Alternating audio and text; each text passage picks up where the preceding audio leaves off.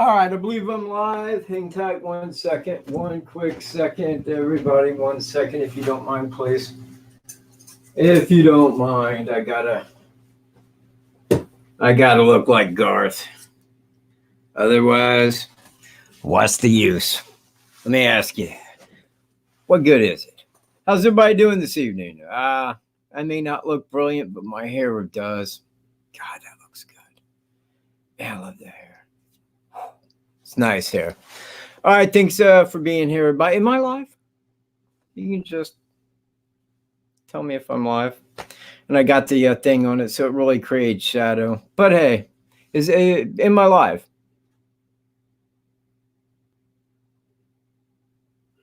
Yeah, I found the issue.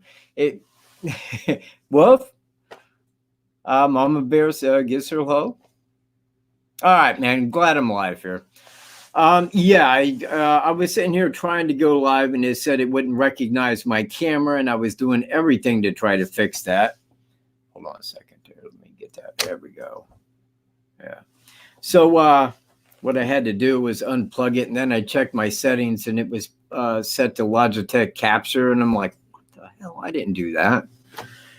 Anyway, I set it correctly, and bam, here I am. One very quick second. I want to make sure that Greeno can join us here in just a moment, or an hour, or whatever it takes him. Whatever it's going to take for him to get here.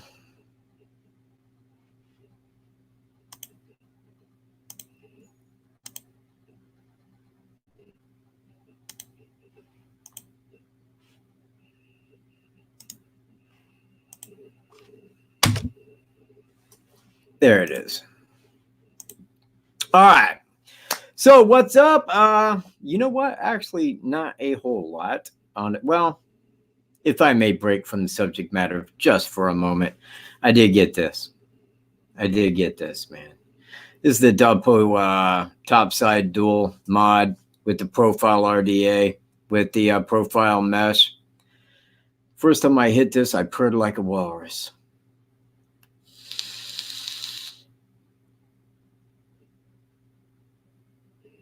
That tastes so good. That tastes so good.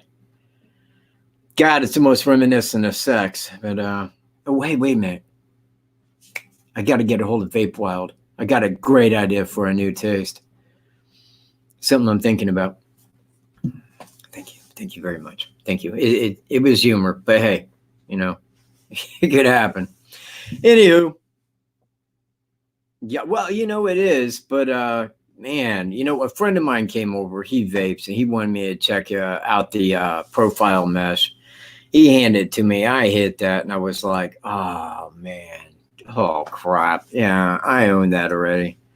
So, anyway, how is everybody out there doing?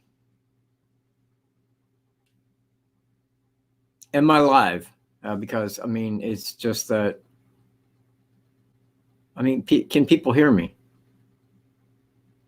Is the chat down?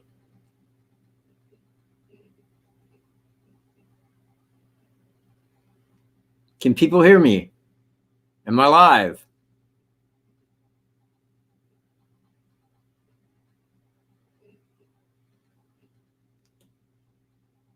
Anyone that can say yes, you're live. No, can hear. Okay, all right, man. Yeah, got to make sure, because you know what? I've sat here and talked to myself before for 5 minutes, man. You can ask Wolf, but you can see me too, right?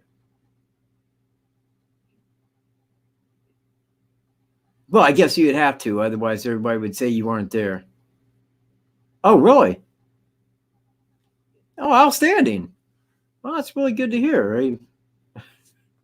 Okay. So anyway, I guess the subject matter here would be Delphi, the same as it always is. However, this is Q&A. We will have Greeno here later on, so it will be a dual question and answer. Now, when I was watching Greeno on WKAT, people was asking him about his person of interest. And again, And I don't want to seem like a crotchety man here, but there is only one person of interest.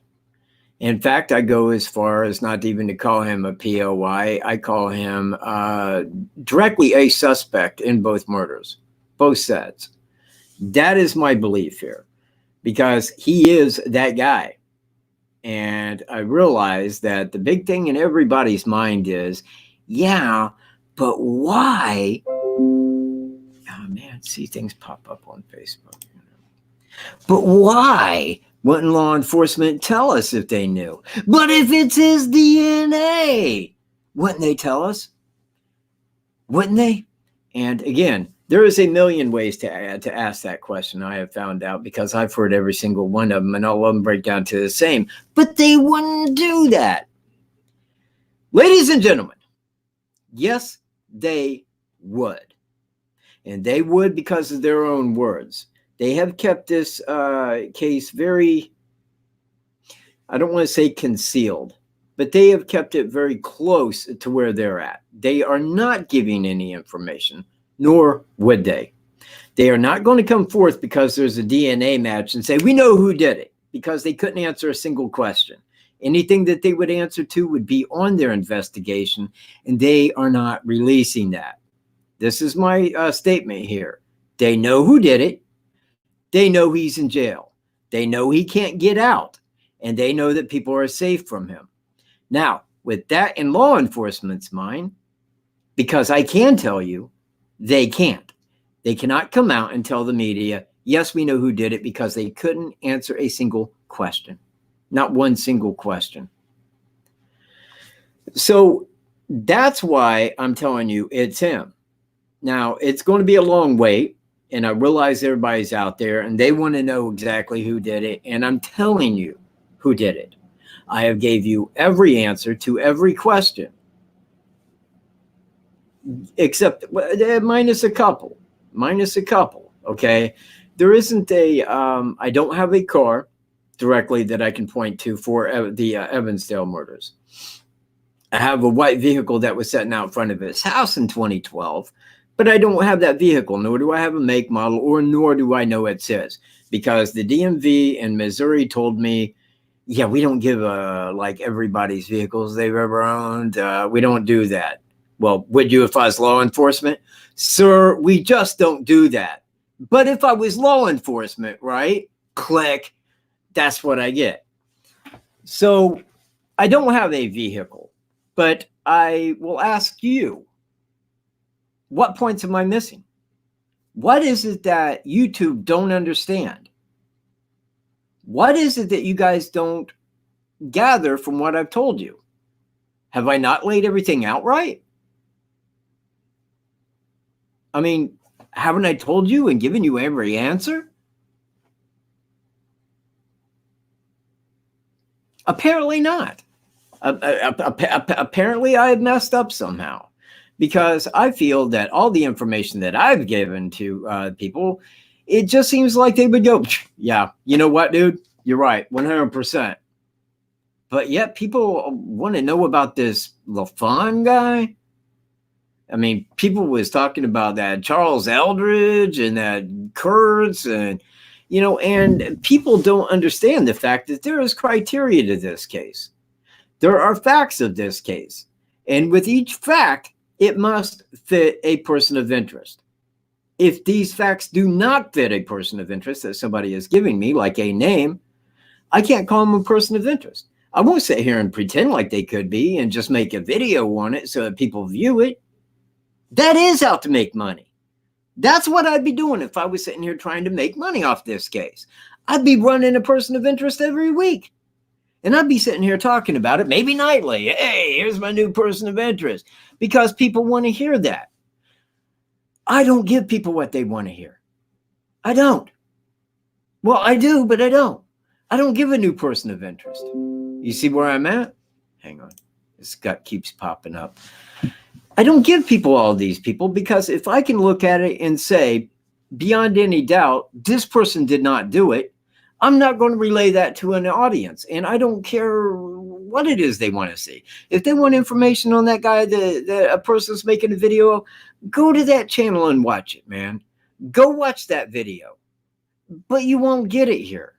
Now, I did cover Daniel Nations. I did. And I thought that he was a great person of interest. No lie there. I felt that he was. You know what? I got 35 people here, and I'm seeing almost zero chat except for my moderators. Is everybody here? Is this chat functional?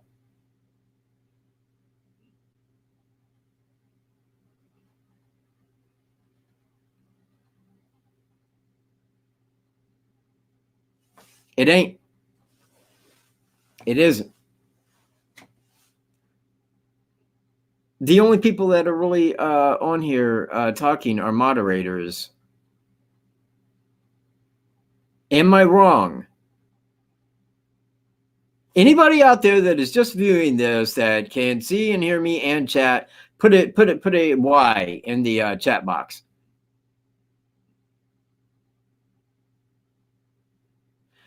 Yeah, I know, but okay. All right. Now, well, the thumbs up, great, but I mean, I want to make sure that you know, people can chat and that people are there, because if they can't, then I mean, I'm talking, but I can't get any replies, questions, or anything of the like. And this is Q&A, if you see my point. So anyway, what I'm going to do, with the help of Greeno, I reached him and asked if he could stop by at some time in the future, you know, in hope of this month. And I'm sure that it probably would be. But we want to make this final stance video. But in this video, I want to cover criteria of the case. Okay? I want to cover the facts that are in the case. I want to cover the evidence that is in this case. I want to cover how this relates to my suspect in both cases. And then I want to actually go as far as to, because like I will on here, but I kind of, you know, I steer away from that in the video, of giving like my personal outside thoughts, because some of them are more, it's not that it fits that criteria. It's just more of what I'm just kind of feeling. And I would like to throw in some of that as well, because, you know, when it comes right down to it, some of that may apply, but as I would say in the video, it may not. It may not apply. Anyway, being that this is Q&A, that's the way the thumbnail was made. You know, thank you, Greeno. But if you have any questions concerning my suspect, any person of interest, or anything Delphi related to the murders, please put it in the chat, because I will put it up here and I will answer your questions directly, because I don't mind talking, and I do it to Wolf all day long and night. Half the time I'll be like, hey, wake up, man. I got something to say, you know, and he gets really growly about that. He is not cool with being woke up at all. But, oh man, hey, deviation for a quick second, man. You know what? The last 2 nights, I slept like a baby. Like a baby. I bet I was snoring, man. I had dreams, and I have had dreams in 15 years, people.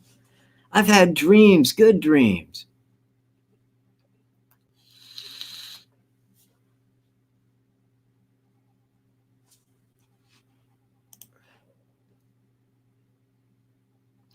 Thank you, Lily. I don't know that that's the case. I mean, why would a person, especially after the information that I've given, why would a person not want to? You know what? They could say, I don't think it is, and give a reason. But there should be no question in anybody's minds that's actually investigating and looking into this, that knows the crime and the criteria, that should have any question on what I'm saying at all. Yeah, you know what? Wolf sleeps all the time. He really does. I mean, he'll play and all like that. But yeah, I know. But you know what? I haven't slept in years. I mean, I say that in a literal sense. Like when I lay down, it will take 45 minutes to an hour before my brain starts to shut down a little bit. I'll get up in about 3 to 4 hours after that to use the bathroom, and it feels like I was laying there the whole time, just having a thought. But man, when I lay down and can sleep, and it's a new world. It's a new world for me. You will notice I'm not nearly as grumpy as what I normally am. That's because I've slept. Yeah. Right. You know what? And when I get up in the morning, that's the first thing I do, and that makes my day too. Get up in the morning, blah, there it is. Out of the park. So, question and answer. Now, you know what? If Greeno was here, everybody and their brother would have a question. If it's me, yeah, we're just here to listen to you talk. I don't know. Oh, Greeno is here. If you guys got a question for Greeno, hurry up. He's going to go eat. But change your overlay. Oh, man, I ain't got no banners on here. Do I? No, I do not.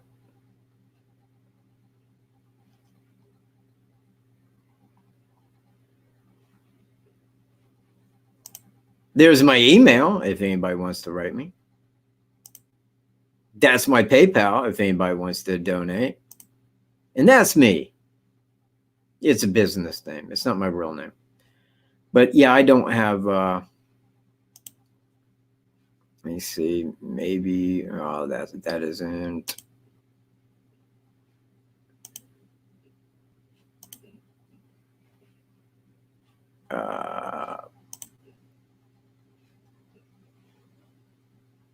Why don't that pop up?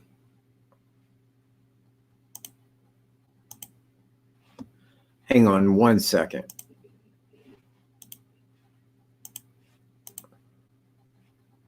Okay. I see.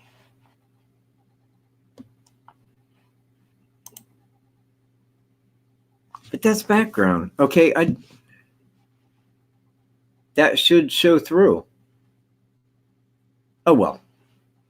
You know what? Tomato to the tomato.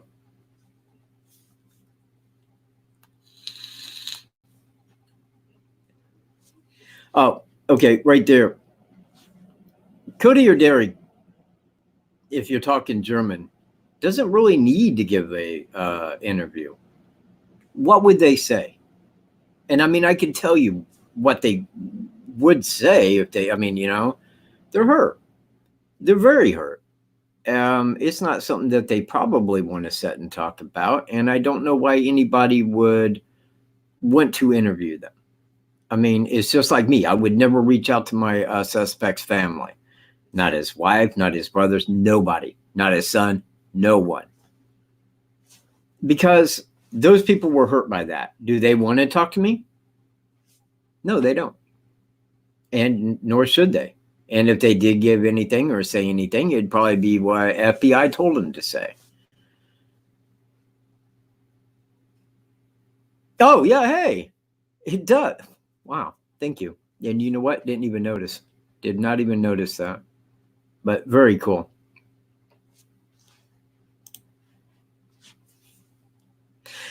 You know what, Leslie? And her question is why Doug Carter had referenced the shack and was so adamant about the suspect being in the room. Well, he wasn't adamant about it, but but I think that what he was alluding to is that they feel, as they had said, that the suspect is between the ages of 18 and 40 and lives or worked in the Delphi area. Well, being that he has not been apprehended, he could be in this very room. We don't know. But the thing is was he? No, absolutely not. Why? Because there's two people that seen him. There's two people that seen him that would know exactly who he was if they saw him. They could have been there. The suspect would not show up at the briefing, nor do I believe that he was at the briefing. However, to the shack, I think that was more kind of understand that it was a movie that relates to kind of what the families had went through, with the loss of a daughter that was, And I think that that may be why he referenced it. I don't think it was like a hidden agenda thing to, that the movie's going to tell you who did it or anything like that. If I was to really sit and think about that and thinking on it, I would probably go to the fact that my suspect was a Christian pastor. But the thing is that my suspect wasn't watching the briefing because he's in solitary.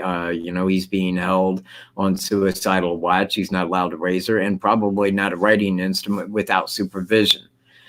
That's why I told him. I sent my suspect a letter and told him everything about the briefing.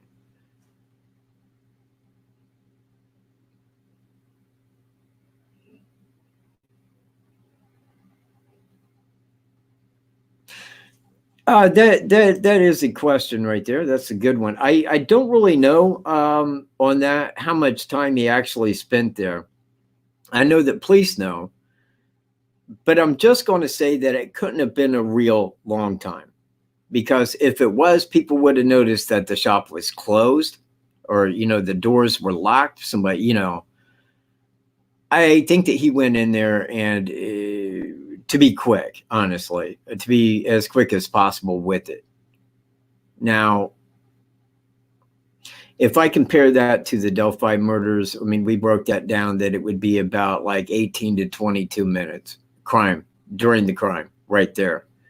Now that's fast. That's very fast.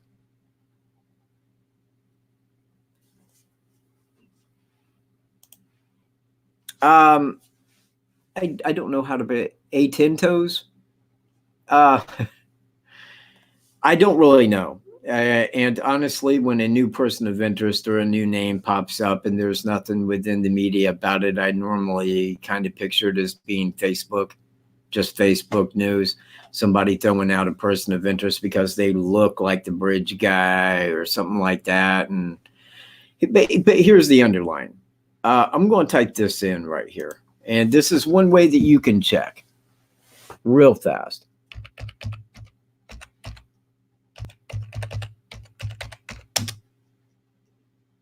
Go to mycase.com, put in their name, and check Indiana. Well, you could check any state, but the thing is if they had ever been arrested in their past before February 13th of 2017, they didn't do it because the suspect had never committed a crime before, like my suspect. So if somebody is out there and you want to check really quick to see if they did it, go to my case, put in their name. If they had committed a crime, one that you'd be arrested for, I want to point that out, not like a traffic violation, but if they committed any kind of crime where they had been jailed prior to that, not him.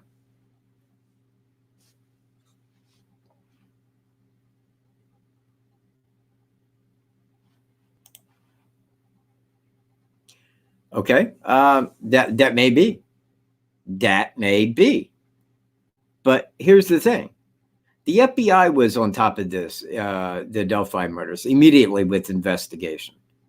Now, they was there for a month. They was running every name. Trooper Kim Riley told me the man had just never committed a crime. Maybe he has, but we can find no trace of him. Now, being that they could find no trace of him, that says to me they got more than DNA. Because if they only had DNA, they would never say, we can find no trace of him. Oh, Donna? Okay. Well, atentos, Donna.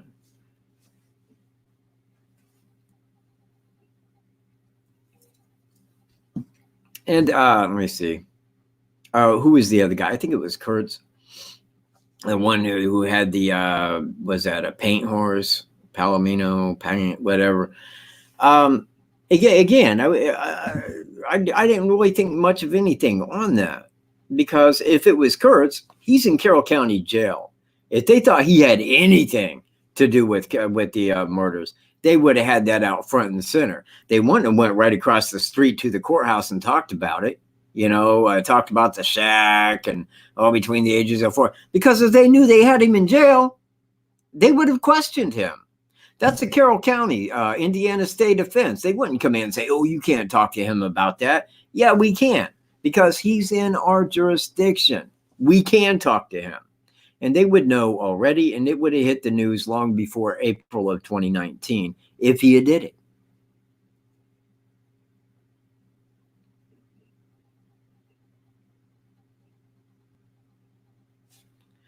Yeah, you know what? Thank you, Ivy, because that is very true, man. Look, Delphi has a population of 3,500 people. If you live in Delphi, you know about everyone. Okay, everybody knows someone, and about everybody's related to the next person. It's a small little town, man. You know what? I would need to look that up, but I don't know what the smallest county seat in Indiana is. I doubt it's Delphi, but Delphi is very small to be a county seat. I mean, you look at Kokomo of Howard County, we got a lot of people considering in Howard County. But in Delphi, 3,500 people, and that's the county seat. Jeez, man. That's a little bitty spot in the road. Oh, man, I see. I'm missing chat here.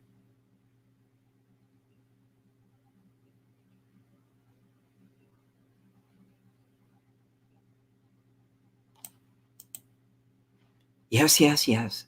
Never been caught. I get that every time. Every time. Every single time, Lisa. Every time. But it does remain the same.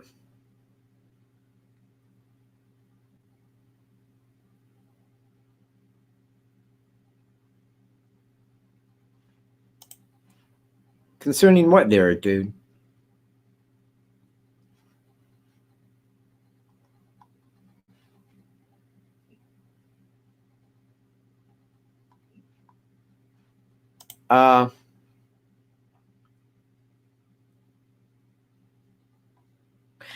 Yes.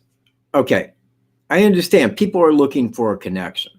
But the thing is if you're looking for a connection and you don't know the criteria, the facts, and the evidence of the case, why would you point a finger at somebody just to say, I think they may have done it?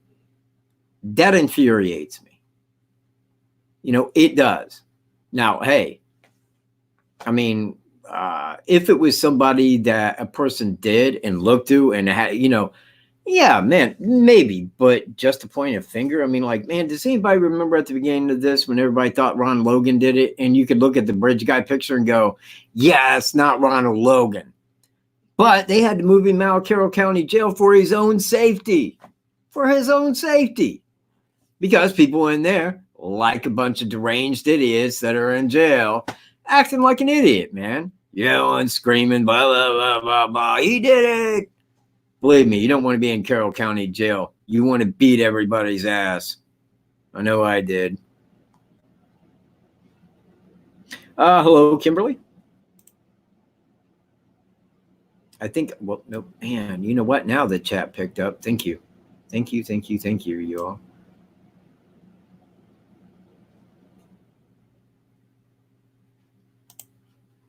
Well, guess what?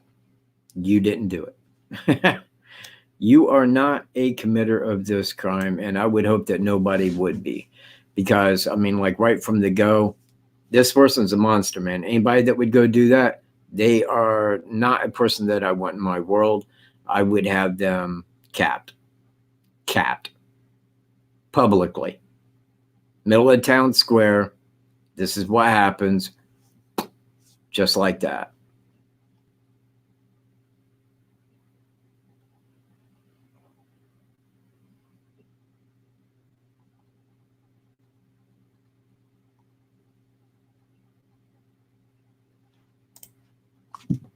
Hello?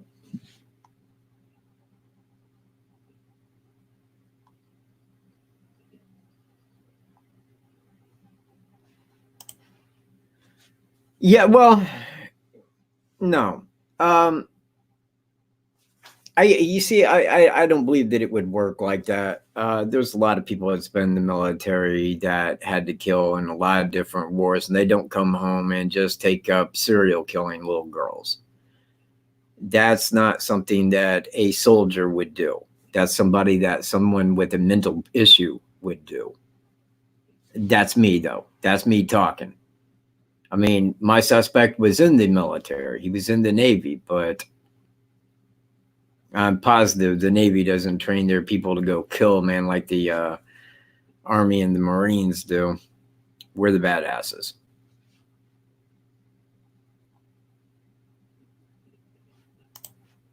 Hello, Audra?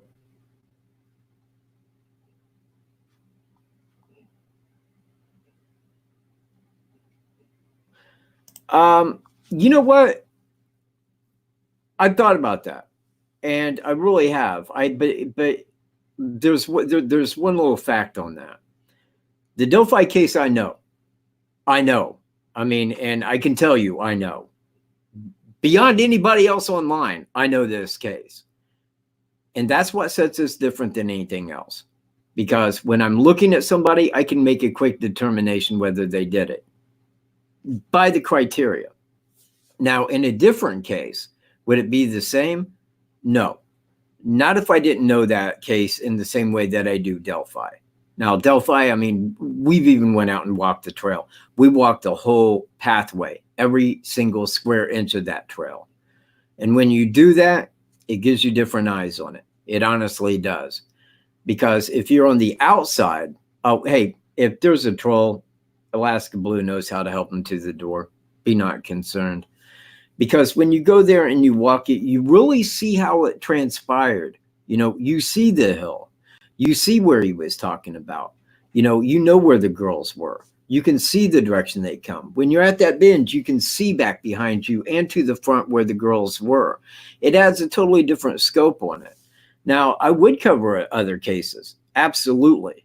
But I would have to know them extremely well, and they would also have to be unsolved. Now, on this case, I would have never got the person that I call a suspect if it wasn't for the news dropping the name. They dropped that name because it was, they had said, you know what, I'm going to miss some questions here, but I got to scroll down to the bottom. Got to make sure I'm all down there. If I missed your question, please repost.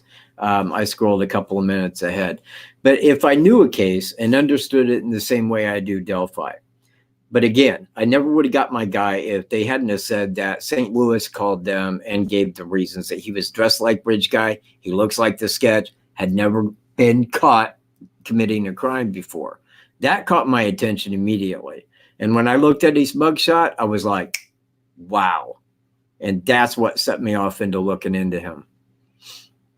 So I'll ask, how many people are serial killers? Anybody want to take a guess? I looked it up the other day, and I forget the number, but I can tell you right now, it was one in only so many. Now, the majority of those serial killers live in big cities where it's hard to get caught. Because if you're in a big city and, say, a prostitute or whatever dies, woo-whoop-de-woo, and easier to get away with. But in two different cases, this is why it's serial. Because you use Evansdale. That's the reason the FBI was there. I can guarantee you that's why they was there on the 14th, because they had already seen what happened. It was the reverse date. They said, we better go check this out, because if there's foul play, we want to get our hands to that as quick as possible. Because if there's DNA or any evidence present, we need that. Now, if I was covering a different case, I couldn't find that person. Just like I didn't find this guy. His name was brought to me, so to speak. But when I seen it, that's when I began kind of working on, this is likely our guy. Now, I told Greeno that before he went to jail last year. I'm like, dude, I think this is it, man. I mean, I do. And that was before I found the route, And I told him when he was in jail, I wrote him, man. I'm like, dude, tell everybody. Tell everyone he did it. But the people in jail did enjoy my letters. That's what he told me. He said, man, what has Cat got to say this week? But that's kind of my reasoning on it. There was one case that I did kind of solve today, semi off topic. But today I realized while showering, who killed the dealer? Does anybody know who killed the dealer? Anybody? Okay. Well, a lot of people would probably speculate the fact that Randy Boone killed the dealer. But it wasn't Randy Boone. Randy Boone didn't kill the dealer. No, the dog killed the dealer. The dog did. And the cat was cool. And he never said a mumbling word. That's when it came to me. Because the dog had a gun, or the dog had a knife, you see. And the cat had a shot of rye. The dog had a knife. He's the one that killed the dealer. It wasn't Randy Boone at all. Well, anyway, that's just the case I solved. I mean, if you want to know.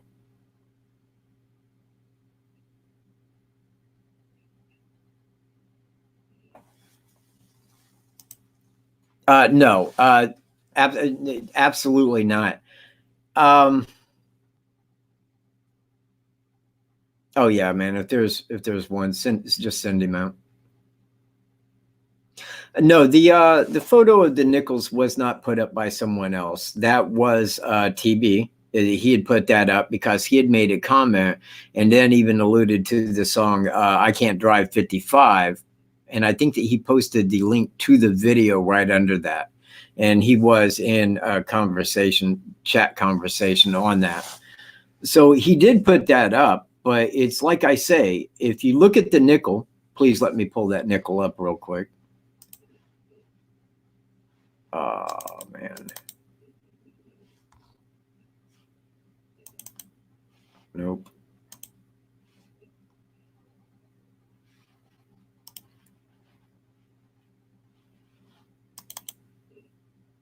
Here we go. Shit. And I thought it was on there. Okay. Quick second.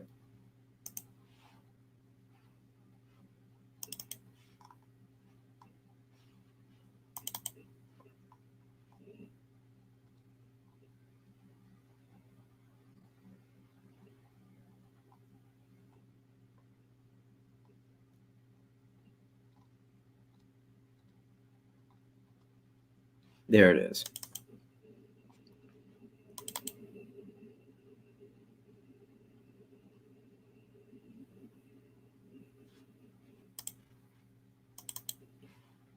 I want you all to see this here. This here is the front-facing nickel. Now, this is Thomas Jefferson, okay? Now, my suspect is Thomas Bruce, okay? I don't want to just say his name because of demonetization and such. But he lived in Jefferson County, okay? Now, if you say Thomas from Jefferson County, murdered, Liberty, 2017 was the year, and it's got a little D right under it. That's the mint mark for Denver. Could also stand for Delphi. I can't drive 55. What makes more sense than that? Seriously, what makes more sense than that, people? You can't see that? Oh, man, wait a minute. You should be unable to. Could anybody see the nickels?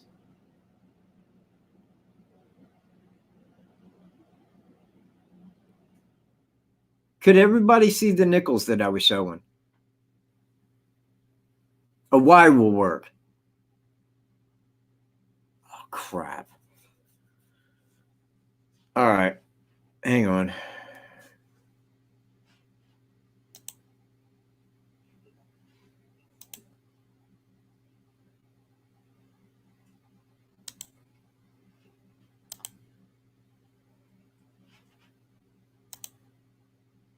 There we go.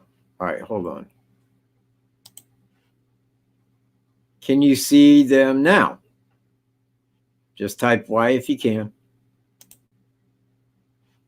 Could you see it?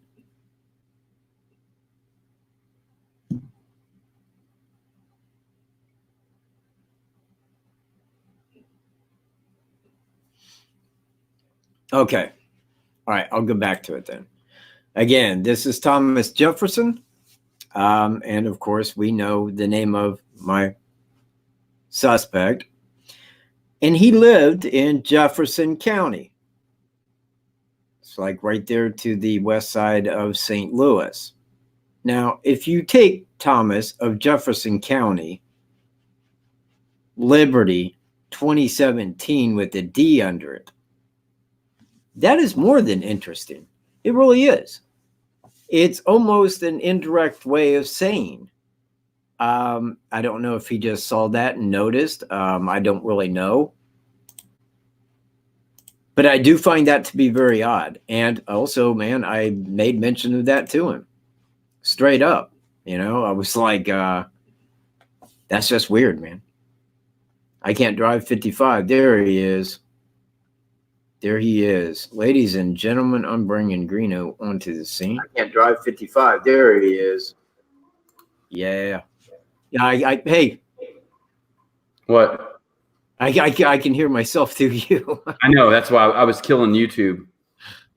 I was like, man, I'm hearing myself talking. Yeah, I can hear you. Yes, it was. That was on his Facebook page where he had posted that with the nickels. That's why I was talking about Greeno. Okay, yeah, I just got back, so I was like, went and bought some beef liver. Beef liver, yes. Hey, you know we got 3 cows, don't you? Mm-hmm. I seen them in the backpack behind where the horses were. Yeah. Oh, dude, they're going to taste delicious. I tell them that every day. Look at you. Let me get those delicious little ears, man. What up, Wendy? What's up, Wendy? How you doing? Yeah, that's very creepy. It is very odd, but again, it's just. Oh, sorry. No offense there, but I was shooting for that one. There we go. It's on the creepy angle. Yeah, I love liver. Yeah, with a bottle of Chianti.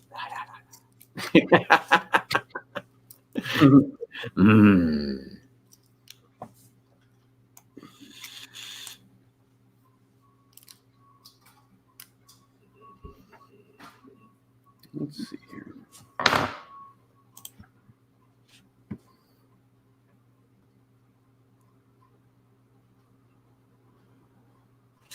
Like sending a message. If you want, hang on. Is it here? Is it here? Bam! There's my email. Send it. Just send it at me, you know. You know what? I like liver cooked with onions, but I don't like cooked onions. I like raw onion. I do. But I like a little bit of both, either way. You know what? A raw onion with salt? Psh, dude. Yeah, right. Yeah, man, I'm down. And then it's heartburn central for the next 2 years. Yeah, but it tastes good. So I guess the topic of discussion here, of course, is Delphi. Now, Greeno's here, so he as well can take questions, and he's trying to look like Columbo right now. Can you say just one more question? Can you say that? Just one more thing. Right? One more question. Oh, yeah, but just one more thing. Just one more thing, sir. Just one more thing, sir. This will help me out because, you know, it's not me. It's my captain. He's a stickler for details. Sir, you fucking did it, didn't you? He's basically saying, you know what? Just one more thing here. There it is. Question. You're guilty, dude. Hey, wait a minute, man. I'm the one that tries to beat Columbo. but I got a vape, man. I got a vape. Now, if Columbo was a vape, you know, it would have been different, but I don't think they had that in the 70s. They'll have a new a remake. It'd be me, man. It'd be me. Vaping Columbo. One more question, sir, if you don't mind. So anyway, we had at last count, what was it? 964 subscribers on WKAT. Mm-hmm. And by the way, just one more thing. You know what? I have watched every single Columbo and every movie of Columbo. I mean, Peter Falk, man. I mean, Columbo, man. Not a better TV detective that I've ever seen. I just thought that he was so clever. And he played so not clever. So much so that the people that he was investigating didn't even really have a clue. You know, they thought they could just play him and shit. Nah, not Columbo. No. Okay, so let's get up here to questions. Greeno, you want to take this one? Yep. Give me just a second here. Let me. Okay. Beach Gal 818. Why do you think that they don't allow all video of Bridge Guy on Libby's phone? Well, they have said in the past that it is of disturbing nature and that it is crucial to their investigation. In my opinion, I would assume that at some point, maybe you see a weapon that he pulls, or there's something said there that would that only he would know, that would be crucial to the investigation. He said something or did something, or there's something that's captured right there that they don't want us to see because it's something that only he would know. And I seem to think that maybe he pulls a weapon or something. It's kind of weird that they released Down the Hill and then they released just the one word guys years later. That sounded different than the other. Yeah. It's kind of weird. You know, why can't we get a little bit more? Why can't we get like a sentence, you know, like a whole sentence, like maybe something that he says? Because I'm not so sure if guys Down the Hill is all one or if they've cut out a piece in the middle of what they said in return. Or maybe it's just too graphic. But I don't know if releasing it will do anything better at the point. Maybe if they release the original clip and not the cropped, zoomed in thing, maybe we can see it a little bit better, but it's going to be far away. You know, I mean, this is my thought on it. I think that when she had put that on video record, once she had faced that toward him, because on that, hang on, yeah, you can say it. Like on that final step, he's stepping over that left foot, like he's fixing to go to him. And I think when he said guys, when he got up to him, I think that she was sticking that in her pocket or her waistband. Mm-hmm. I don't think that there's much in the way of video right there, at least to the point if it survived crossing the creek. I don't think that there would be that much in the way of video, but there would be a lot of audio. And I think just like Greeno had said, that would probably be disturbing. It wouldn't be anything that they would want released to the public when they could give us a snippet and we could possibly, you know, hear who we believe it to be. Right.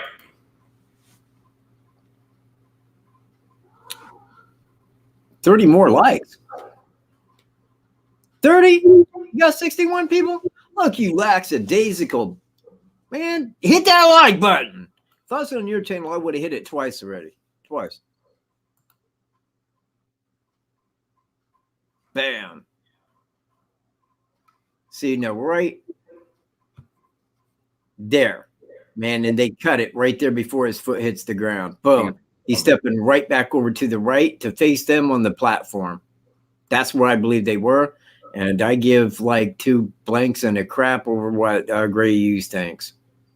Yep. Yeah, he's taking a step towards them that way. There's no reason for him to step right there towards his left at that point because we've walked that area right there. It's actually the ties are much closer, you know, at that at the end right there. It's almost like they're combined all together with just like an inch in between them. So, yeah, I agree. On the south side of that bridge, the ties are very close. And on top of that, if Greeno was standing on that platform and I was walking right there where he was and I was going to walk toward him at that platform, this is where I would about be like, you know, toward them. Now, I'm not saying that they were on that platform, but it definitely appears like they were from the video. Right.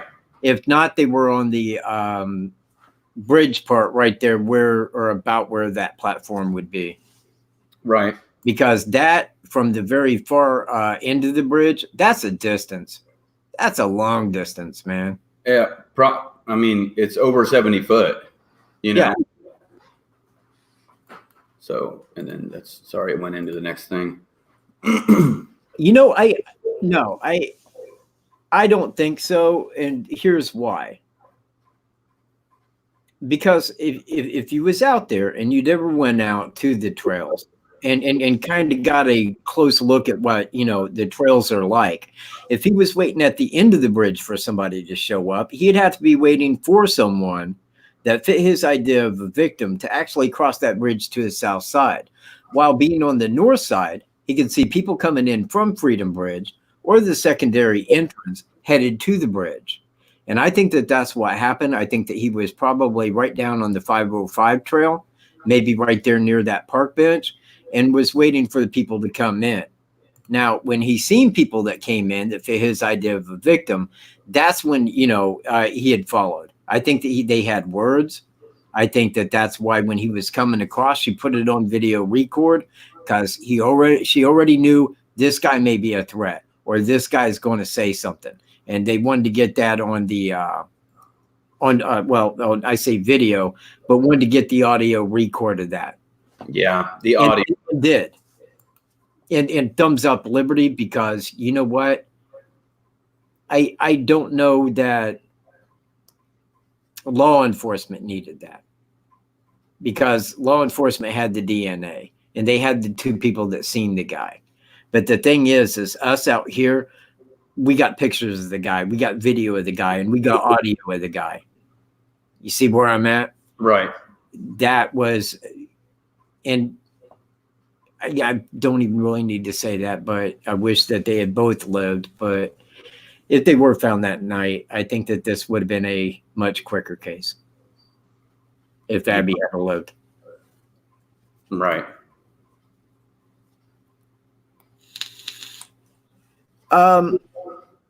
You want to cover this, or?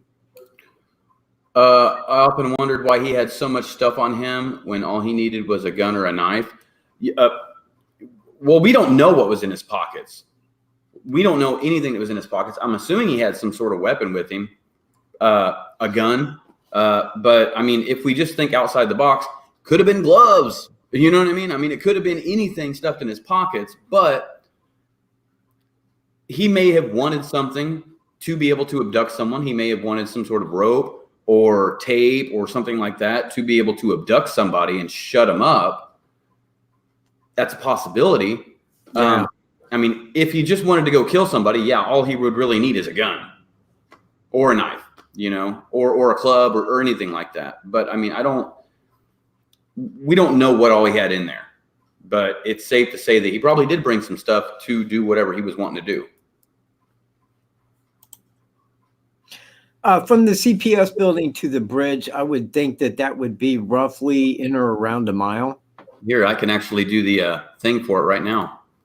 From the bridge, we'll do in miles, and I will go from the edge of the bridge I'll go down the trail there, and then to here. Oops. Yeah. Well, you want to take that over to the CPS building. Okay, hang on. Oh yeah. Hold on. Clear that. So let me just back it up. It's more than a half mile. Yeah. I can tell you it's longer than a half mile. It's a half mile to my mailbox. It says longer than that. Yeah, about 3/4 of a mile. 3/4 of a mile. Straight there. Yep. Well, that's straight there, but I'm going to say walking the trail and back around a little bit further, but not much. I mean, say it's between 3/4 of a mile and a mile. Right. Somebody had put another question up there if you wanted to get that for Leslie. Leslie, you may have answered this, but have you reached out to any of Thomas Bruce's friends to see if they recognize his walk, or would that be wrong to do? I don't think it would be wrong to do, considering that when Daniel Nations was a person of interest, we reached out to his wife and other people that claim to have known him. The news does it all the time. The news had actually reached out to Bruce's neighbors and stuff and was asking them questions about it. Hey, what's this guy like? Tell us about him. I don't know any of his neighbors. I mean, I can go look at the news clips and say, okay, let me see if I can find this guy on Facebook or something. And I did. Did you? Yeah, you know that. Oh, that's right. Okay. I got a hold of his neighbor that lived there at Imperial in the Quail Run trailer park where he lived. Mhm. And I showed her the video and was asking about it. And she's like, yeah, that's the same video that FBI showed me. And I'll just tell you that I can't tell. But again, if she could tell, would she tell me? No, because the FBI, once I knew that the FBI had talked to her, I knew that anything that she was saying was probably what they had told her to say. But yeah, it would be. But here's the thing: anybody that knew him, anybody that knew that man, that FBI had talked to, and it's basically just shut up at that point. Don't talk about this. Don't tell anybody what you said. Keep this, because that is what the FBI would say. Right. We don't want this out. Mm-hmm. And believe me, man, in Carroll County, my suspect is under hush, man, because they do not talk about that. Man, I'm way down here. Okay, it ends with a question. Okay. How long would it take you to walk briskly from the bridge to the spot where found, then to where flannel shirt guy saw him? Okay. So if you watch my most recent video of walking to that area, it only took about 5 to 6 minutes to just walk around past it. Now I was going slow and stopping a lot, but I would say if I wanted to. Wait, hold it. From where? Are you talking about from the north end of the bridge? Okay, so from the area that they was the down the hill area, it's only just a couple minute walk to across the creek. And then from there to where the flannel shirt guy passed him is about 7 minutes, briskly trying to rush up through that. But if you say that if you want to go from the north end of the bridge, and I'll pull it up on the map here, from the north end of the bridge, which is, let me start here. So from the north end of the bridge, if you walk over here to where they were found, and then you walk back, and then you get on the trail and you get up to about right here where he saw him, that would take about 15 minutes at least, probably. Yeah, because that's what I was thinking, because actually from there, and I mean, this is just me, a little bit of speculation thrown in. I think that he saw Cheyenne coming and held his ground for a moment for her to pass at a comfortable distance, because she didn't see him, but flannel shirt, the guy did. And he arrived after her, and he seen the suspect leaving approximately in that area right there. And that right there, that's coming in from the north, that's the secondary entrance where the girls were dropped off at, right there. Now, if you go down a little bit more, no, not that, just with your mouse on the 505, about right up in there, that's where I feel that he was at, because that way you could see him coming in from the Freedom Bridge to your left and from the north right there at the secondary entrance.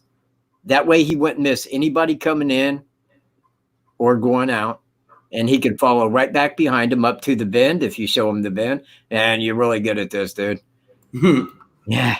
So, and if you're at that bend, then you can see to the bridge and back behind him to see if anybody's coming.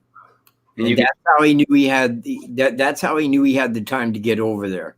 Yeah, and you can see all the way down here. You can see pretty far. When the leaves are gone, you can see all the way down here. And if you're standing here, you can see all the way to the end of the bridge. You could watch someone go all the way down here and get off the bridge, or get close to being at the end and then be like, okay, you're down here, you look to your left, you see no one's coming for quite a distance. It's going to take them a few minutes to get down there. If you're hurrying across, you can rush across this bridge and get someone out of sight quick, very easily to do. Okay.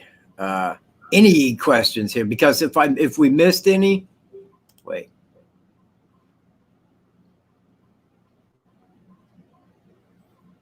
Why would he be begging to leave? Okay, that's a good one. Well, yeah, let me kind of hit this really quick.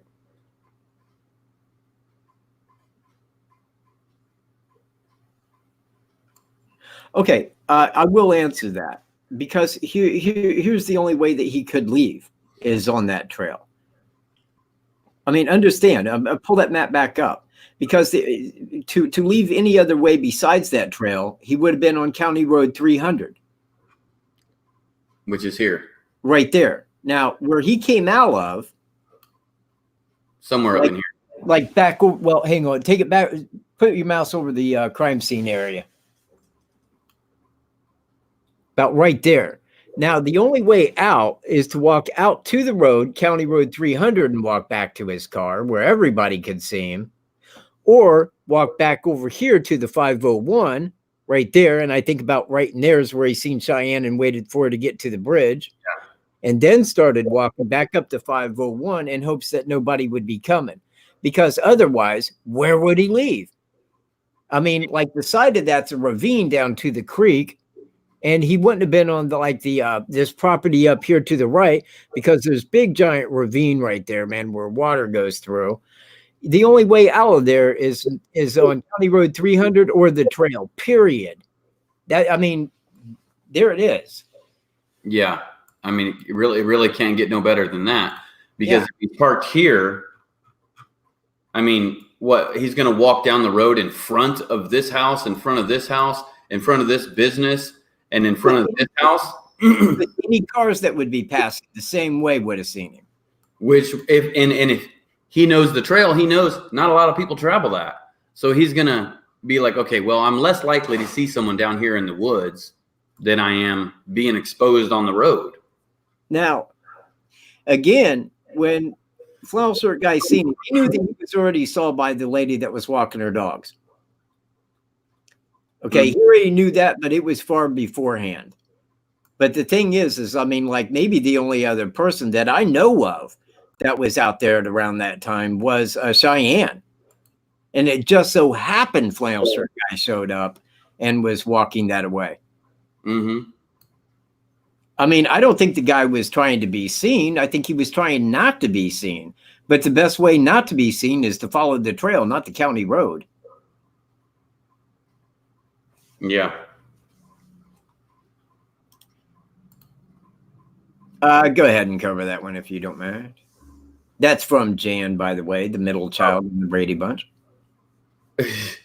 Okay, the path that comes out from the cemetery. So if we're at the area where the bodies were found, and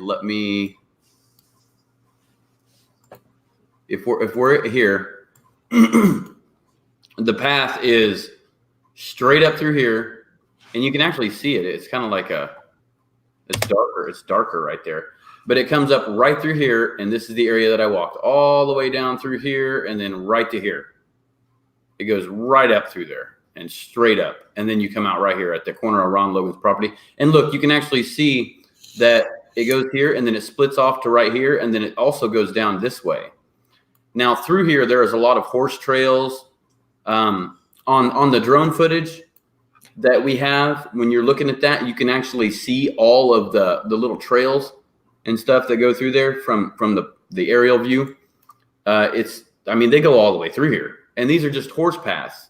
But the person could have, if you want to say they walked to the cemetery, could have walked on these trails. But it's very easy to, if you come up here and walk this way, it'll take you right to where they were found. I mean, it's once we got out there and started walking around with Tony, it was like, yeah, it's right there, right along the side of the trail. Let me see. Crap. Man, they keep jumping up. Yeah, you're very welcome, George. You know what? I don't think it was that he was seen and he didn't care. I think that he didn't want to be seen the second time. In fact, I think when he saw flannel shirt guy, he probably kind of went in his pants a little bit. Yeah. You know, because Cheyenne was there. He held his ground, I believe. And he wanted to get out of there without being seen. Now, he knew the lady had seen him prior to that, but hey, he was just a guy on the trail. She didn't know him. And he didn't do anything wrong at that point. Yeah. But now after the crime, when flannel shirt guy seen him, then he was kind of like, oh, crap. But at the same time, nobody knew what had occurred. Yep. You see where I'm at? So he knew he could get to his car and get out of there before law enforcement or anybody would find out.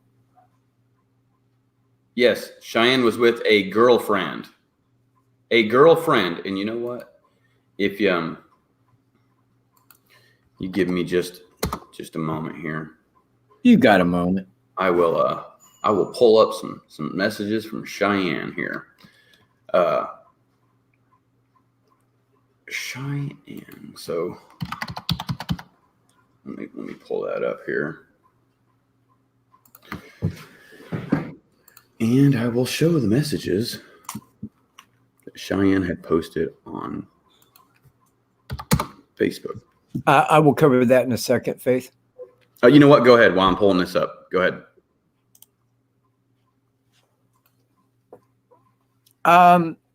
Yes, but if you follow the railroad bed going south, that's going to take you to County Road 200. And then at that time, you have to go back out to the highway, all the way back out to the highway, which goes around and then goes back. It would have been very long. A lot of people would have seen him. A lot of people would have seen him doing that.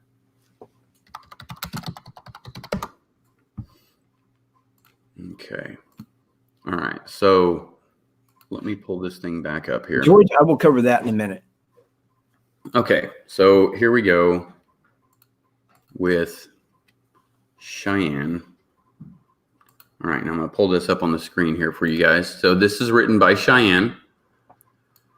Okay. First off, my initial response is, why didn't you message me? You clearly have my entire name. So I'm pretty positive that you would have found a Cheyenne Makisha. But thanks to you, I have everyone and their brother in my inbox acting like McGruff, the crime dog. Secondly, I did report my findings to the police station as soon as I heard the news. 2 weeks later, a detective came and spoke with me for a lengthy amount of time. I showed him the pictures I took and explained what I saw. I described my car and other vehicles around me, plus other information that is none of anyone's concern. He has my contact information and is able to use that to his advantage. Third, how is my pictures weird? I am an avid hiker and nature enthusiast. I enjoy architecture and other outdoor photography. I am in love with the outdoors. And referencing why I was there on that day when I, quote, should have been at work is completely closed-minded. Not everyone works a factory job or even an office job. That just so happened to be a warmer day. I was off work and I went to enjoy it. Also, your story is false about who was there or what I seen. I wasn't alone. I had my best friend who happens to be a female with me. There was another heterosexual couple there, which means I saw a male and a female. Now, I asked her about that. This is not the heterosexual couple that people say that was having sex under the bridge or anything like that. She saw them at the very beginning of the trailhead at the parking area. That was it. They weren't even on the trail. They just happened to be in that general area right there as she pulled up. That was it. So that's Cheyenne's deal right there.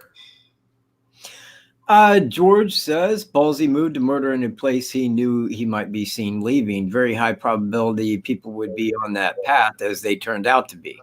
But yes, but not really so. I mean, this is my thoughts. This is where my mind's at. Given that that it is the suspect that I believe it to be, same as Evansdale. Evansdale is about approximately the same size as Delphi, small town. He knew that Delphi had that small trail. He had been there before. He knew that trail. He also knew that the people that lived there did not know him. They did not know him by face or name. Now, when we went out there with Tony, and I think that was in August or September, it was very green. And we was out there for, I want to say, it was over 2 hours, maybe up to 3 hours, and we didn't see a single person. Not one person was out there hiking. Now, on February the 13th, who would have been out there hiking? Very few people. I mean, there was a few people, but here's the thing. It's kind of a time where a person that would go out there would feel like there wasn't much in the way of security, that there wouldn't be a lot of people hiking. You know, and again, if it wasn't for the lady walking up on him or a flannel shirt guy coming in when he was walking out, nobody would have seen him. The only thing we would have had to go by would have been Liberty's video record, and that would have been it. But two people did, and they gave a very accurate sketch, in my opinion, being the first one.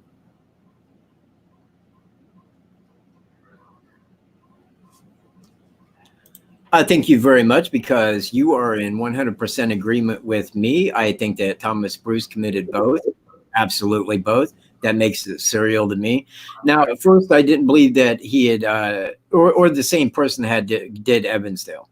I didn't believe that, because there was no reason, aside of the similarities, to believe that.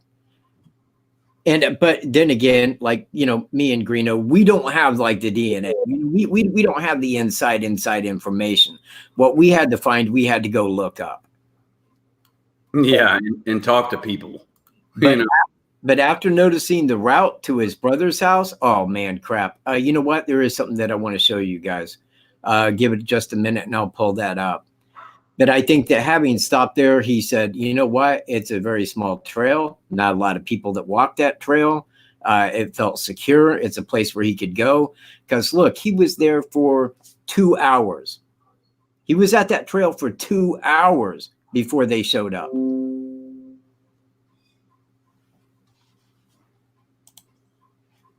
I just got a message on Facebook. I wondered what that noise was.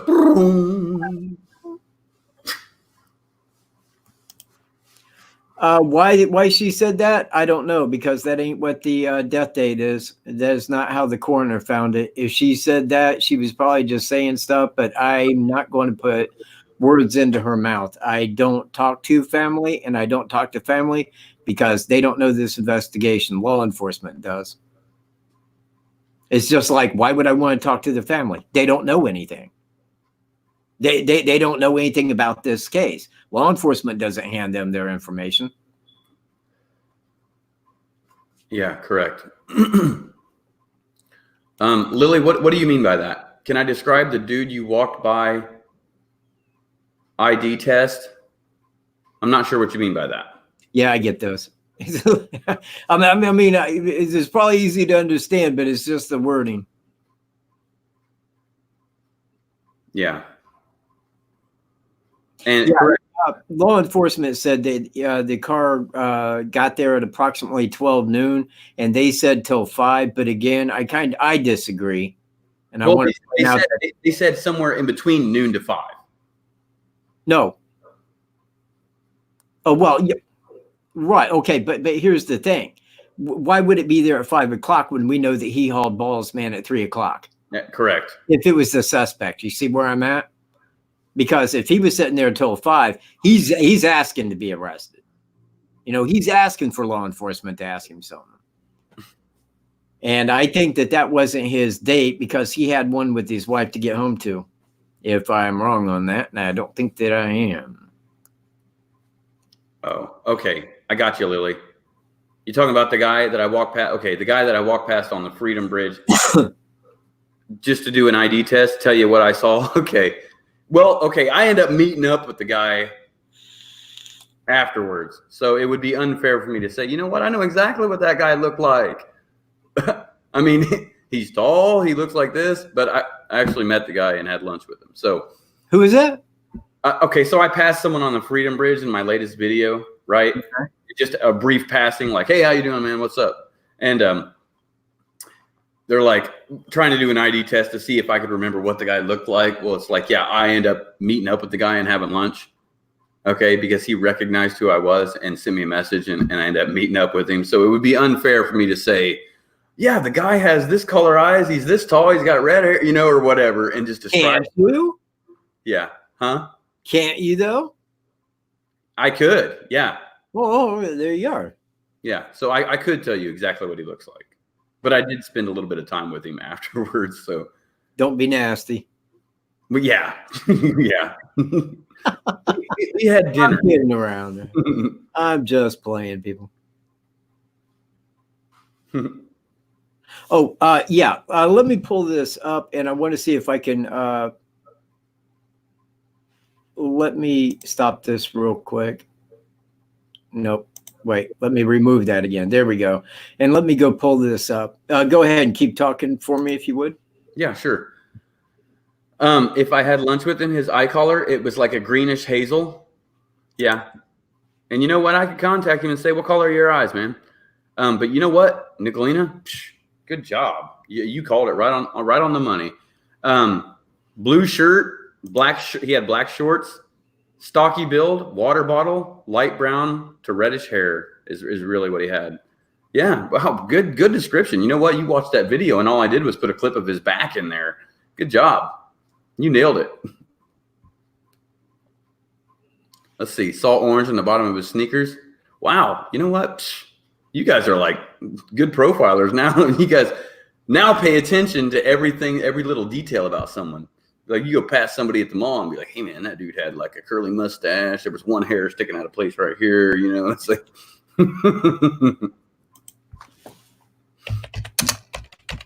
let's see here.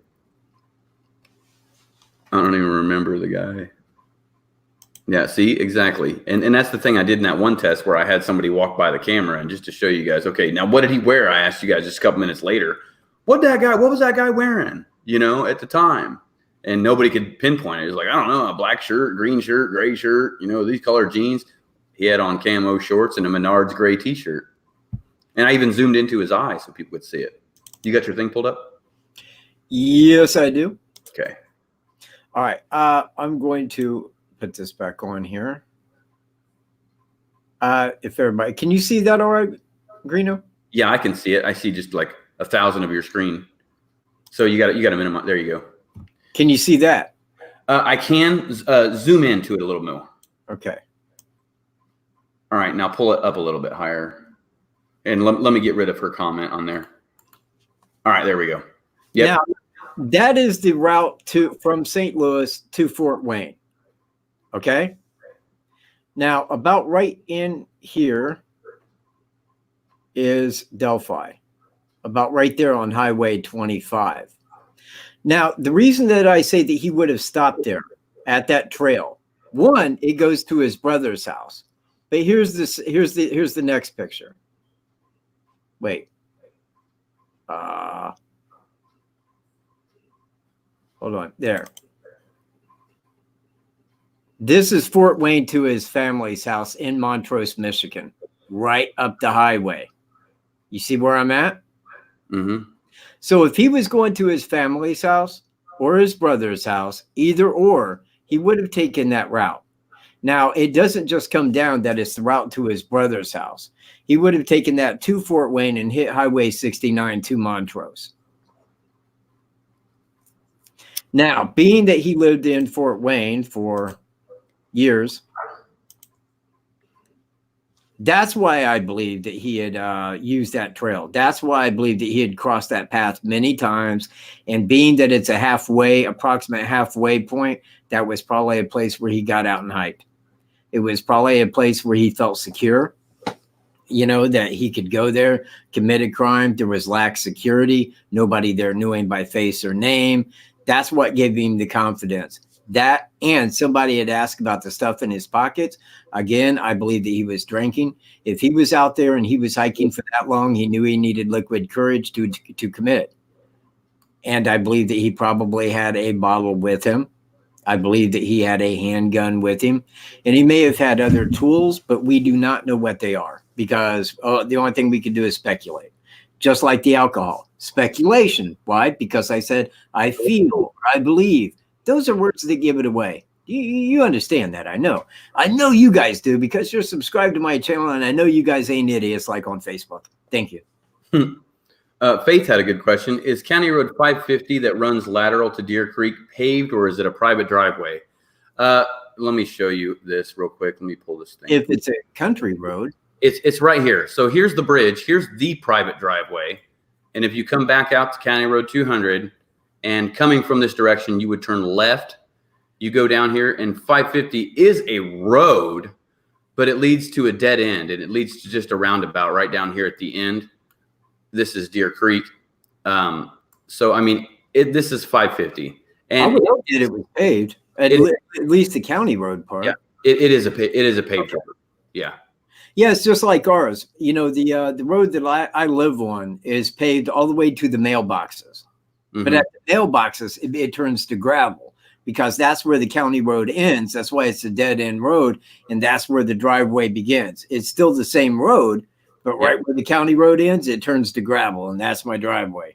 for the next half a mile up. You know? Exactly. And you know what? It's the same with the private driveway that Weber lives on.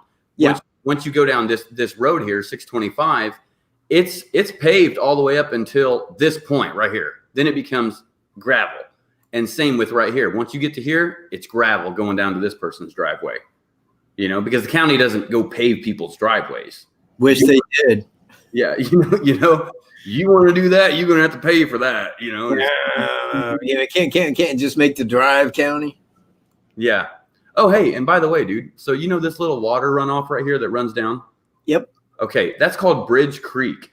Yeah. Yeah. So I don't know. I for a long time, I was like, I wonder what that's called. Well, I found it's Bridge Creek. Yeah, we knew that going back. Did we? Yeah, because you had told me that one time when we was out there. Oh, okay. Yeah. See, I you know didn't where it spills off right there to the south side. Mm-hmm. And this it just takes you all the way down here, and it ends down here. But yeah, you know what? Show them the south side right there where the train tracks would have went through to County Road 200. This is why I say that it isn't a good idea. Because if you go up to the bridge area, and then you take that out, and you walk it down to County Road 200, you got a distance there. Yeah. Then you get to County Road 200, you got to make a right and take that all the way out to the highway. And then travel that all the way back down to where his vehicle was.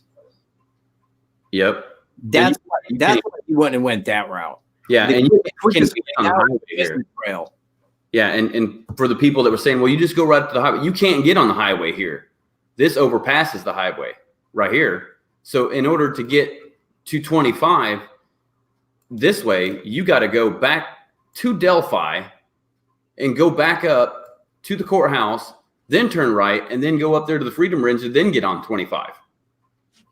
Nicolina, you see, it says, is that where the head trail is? How far is that from Monon Bridge? Monon High Bridge is the railroad bridge. Okay, now Freedom Bridge is the one that's out on the highway that crosses where the bridge, or right there, where the train track would have crossed over the highway. That's Freedom Bridge. The other one is Monon Bridge. But Yeah. Monon High Bridge is kind of where the trail ends. Now I think it ends right at the bridge, but people still walk it to the south side there. Yeah. Because that over there, that's private property. Then there's an orange barricade right there. Yep. There's an orange barricade about right here, and it's like it even says posted private property. And then from that point on, like through here, it's a divided property between this property and this property. Greeno, answer that question, please.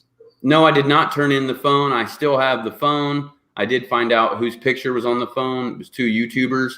And I'm still waiting for someone to contact me about the phone. If it doesn't have anything to do with the case. I'm telling you that. It's probably just people out there that was lost the phone. Yeah, totally. It has nothing to do with the case. Okay, that question's been answered. Thank you. I had seen that a couple of times. I thought, we should probably get to it, and that way it could be answered. And, you know. Yeah, you know what, Keller? Very true. Because you know what? At the beginning of this, actually, it was before they came to us to investigate me and Greeno. There was people that was local there, and people was saying that all of them were asked for DNA. And you know what? That did turn out to be correct, because that is the exact same question that they ask us. But I heard about that prior to them coming to our house by probably a few weeks to a month. Mm-hmm. So I'm pretty sure that everyone that has a property adjoining right there, maybe even down County Road 300 a piece and going the other direction a piece, probably all of them was asked about what they had seen that day. Now, only people that they felt could have possibly committed the crime were asked for DNA. You know, other than that, it just would have been your average law enforcement questions about, did you see any vehicles? You did, you know, any people that you did, you know, anything like that law enforcement would ask. Yeah. Yes, it is. Greeno, you know what? I don't think either of us has been to the Monon Trail, have we? I have not, but I do know that it's in Indy or near Indy. And that was my confusion right off the bat, because when I kept seeing Monon, Okay. You know, trail. I kept thinking that trail, and I thought that's not in Delphi. Why do they keep saying Delphi? I had to go look up Monon High Bridge Trail to see where it was, because I didn't know it was there. And had I have, man, I would have been out there quite often back in the day, because that's just such a cool spot. It just really is. Yeah. I really like that trail, and it's just a shame that 2 girls were killed there. Yeah. So this is showing Monon Trail right here on Monon Boulevard. When you zoom all the way down into it, it says Monon Trail right there. So this is a trail, and as you can see, it goes through Indianapolis, and that's a much different. And you know what? When I first heard Monon High Bridge, I was under the assumption it was in the town of Monon. So. You know what? Yeah, and that's the thing, is that's why it is Monon Trail, because that was the tracks. Yeah. You see where I'm at, going all the way south, and that right there, the Monon High Bridge Trail was those tracks. Yeah. That connects. You see, and it goes to the town of Monon, which is why it was called that, I'm pretty sure. But Monon isn't that big of a place. That was another thing too, that Lily, because I had heard of that prior too. And that was actually going back maybe about a year prior to the murders there at this, Monon High Bridge Trail, because down in Indianapolis, there was people that was, flashing and this and that on that trail. And I thought, and again, that led to my immediate confusion, but it didn't take long, because I'm a person that's like, screw it. I'm going to Google Maps, find out where oh crap, that is Delphi. You see where I'm at? Mm-hmm. Yeah, there was people down there doing that, and then that was down by Indy. That's where you get flashers. I mean, around here it's just me. I mean, if there's nobody out here at that time, I'll go mow the grass in the nude. I don't care. Wolf doesn't think anything of it.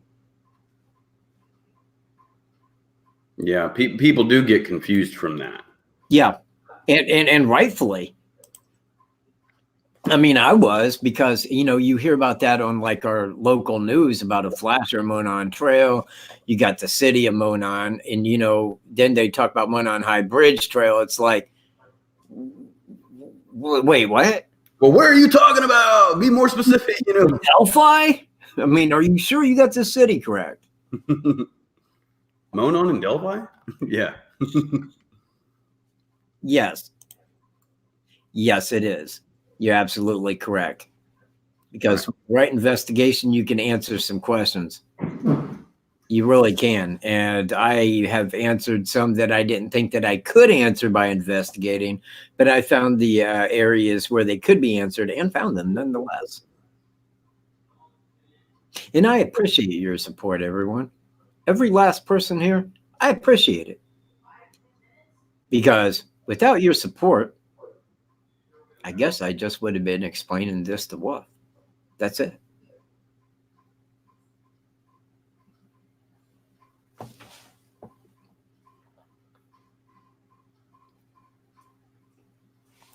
Yes, I will cover that one.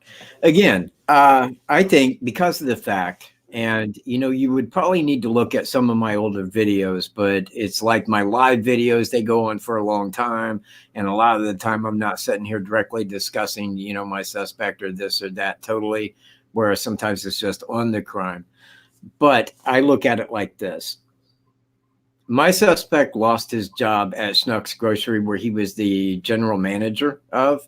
He lost that in June of 2012. He wasn't at work. The next month, Evansdale happens. Okay. Now, with Delphi, in January of 2017, he filed bankruptcy and then resigned from his job in January. The next month, in February, Delphi happens. Now, why would he pick Delphi? Why would he pick that trail? Because it was out of the state where he was. It felt secure because there wasn't like law enforcement, that many people that was there all the time that would like see him or catch him in the act. I think that was another part of it. And I think that because nobody knew him by face or name, that if anybody did see him, they wouldn't know who he was. He knew he didn't have DNA or fingerprints in the database, and he felt comfortable. Get a little liquored up. That's why he showed up to do that. That's why he waited so long, waiting for the correct victim. And I don't like calling 2 young girls chosen victims, but in this case, that is what it was. And I think that that's why he selected that trail, because he knew he could get there and make it back in plenty of time to be at a dinner date with his wife that evening and never be suspected once. That's my thoughts. Do you have differing thoughts, Greeno? No, not really. The thing that really sparked everybody's attention about that anyway, about the dinner thing, was that she had said that he was there, and it's just the fact that, she says he was there, but then again, there also is, we could just play the devil's advocate, as a law enforcement investigator, you would have to say, I just can't trust that this person's telling the truth. We have to say, well, is it a lie? Is she covering? Is it the truth? And if it is the truth that he was there, what time was this? And, could he have made it there and there from one point to the other point? And if you want, I can talk about that right there, what she's asking. You know what? Go ahead, because I think yours would relate to mine. Anyway, go ahead. Okay. So I actually have that pulled right up. Okay. So here's 550 right here. Which is a driveway. Yep. This is a road, and it leads off to several little driveways. Okay. So, but it's a dead end. So anyone coming from here would have to come this way. Now, this is a County Road 200 is a decently traveled road from Flora to Delphi. That's the crooked road?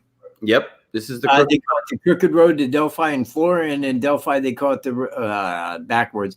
In Delphi they call it the crooked road to Flora, and Flora they call it the crooked road to Delphi. That's the road my dad lives on. Right.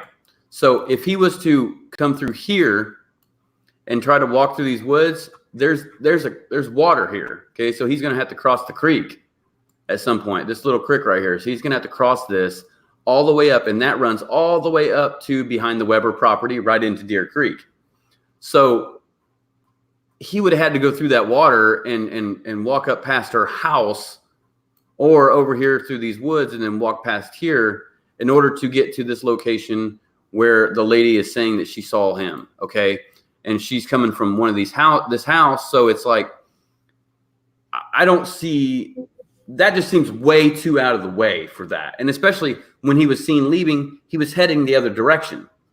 Why would he walk all the way back towards the Freedom Bridge just to go walk around town, and head back to that direction?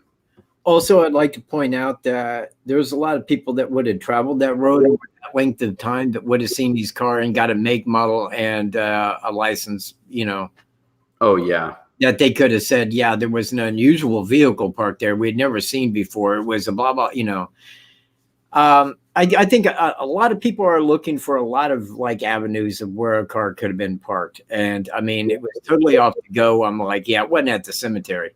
It wasn't at the cemetery. It just couldn't have been at the cemetery. Right. And it wasn't. And people says well, could he park back in the woods? Well, yeah, but here's the thing. It's February. You can see into the woods. There isn't that big length of woods where you can park back in where nobody can see your car in February.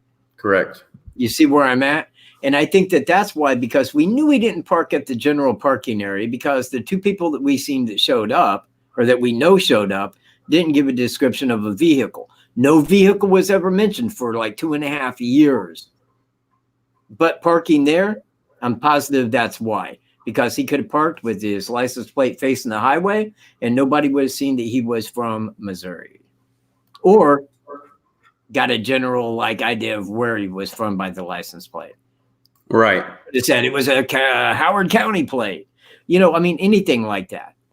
And that's why he chose that spot, because he knew what he was there to do. And I do put that up front. He knew what he was going to do that day. Yeah. That was his weight. He was parked here because he knew that most people park here. Secludedness. Stay away from everybody. I don't think that was just a person saying that they seen it between 12 and 5. I think that law enforcement said that it arrived at approximately 12 and could have been up there as late as 5. But I don't think it was one person that saw it. A lot of people, if it was parked there that long, would have seen it. But 2.5 years later, because anybody could have parked there, you wouldn't think anything of that. Exactly. You know, you really wouldn't. Somebody's parked there, but it's a hiking trail. You know, but if you wait 2.5 years, what's somebody going to say? Well, I don't know. There might have been. I mean, cars parked there all the time.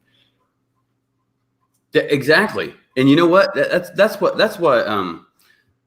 one of those FBI guys said on the news or whatever. He was being interviewed, I think, on Inside Edition. He had said the same thing that he had said. I think law enforcement waited too long to release the information. You know, when you come out and you say, you know what, 2 years later, hey, do you remember seeing this car? Nobody's going to remember that. I don't remember any cars I seen that day. You know, I don't remember anything I seen that day. Yeah. Go ahead. I'm just saying. I remember one car that I happened to be in that day, and that's just because it was a different kind of car. You know, it was a friend of mine's car. It's like, yeah, as far as cars I passed or seen parked somewhere, couldn't tell you anything. It's too long ago. Now, at the beginning of this, because I was on the whole thing that the guy had to come from Delphi because it was the only way. I mean, understand, he wasn't seen on the highway. He wasn't seen on County Road 300. There was no mention of a car. Yep. There was no mention of a car. And I brought that up to Sheriff Lesney, and he's like, yeah, you're right. We never mentioned a car. And law enforcement, if they got to make a model or they believe that there was a car involved, they're going to give you any information to try to locate that person as quickly as possible. So, yeah, I do agree that like waiting like 2 years, man, that is too long to bring that forward. And why would they? I mean, if they had that information up front with any kind of color, anything like that, it just seemed very odd not to throw that out. But again, that all changed when I found the path to his brother's house. When I said, yeah, man, this guy's crossed that, man. He knew where that trail was. And that's when I knew he drove. I knew that the suspect drove at that time. And I totally changed up my thoughts on him coming from Delphi. Because then I knew, yeah, he drove. He drove there. And now we know where he parks because of law enforcement. But I mean, to say otherwise, we would have been guessing, you know, and we were guessing. I mean, Greener was pointing out back there to Samuel Milroy. He could have parked back into here. You know, a lot of people were on the side of the cemetery. I never believed the cemetery because otherwise, by parking at the cemetery, he's got to go onto that trail anyway. You see, he's got to be there on that trail to see the people coming in. Now, to leave at the cemetery, rather than parking up to the front, that could have been noticed. Being parked there that long, somebody would have noticed that vehicle there. But being parked at the CPS building, they probably wouldn't. I mean, that's just kind of a general parking area. But nobody just parks at a cemetery for like 5 hours. If that's, I mean, and law enforcement's kind of saying up to 5 hours, but at 3 o'clock, he went back to CPS and he hauled. And he couldn't drive 55, if you know what I mean. Not of that day. Nope. The closest I can get to that day on Google Earth here is it goes from April 2017. And before that, it is September 2016. So that's now is that on Google Earth? I'm on Google Earth Pro. Yeah. Okay, hold on a minute. Do me a favor. Sure. Because this is what I've been trying to do, and I cannot get my Google Earth to work like that. Okay, you got to get Google Earth Pro. Yeah, I know. Different. Yeah, it's different. Get that, and it's really simple to use. Let me pull up on the map and kind of show somebody something because. Well, hang on. What? Are you going to pull yours up? No, just hang on a second. I want you to look at this address. Okay, and it looks like, you know what I was just looking at is in September. Oh, that's 2014. Hold on. Okay, it won't go that far. Well, in September, look at this address right here. In 2012.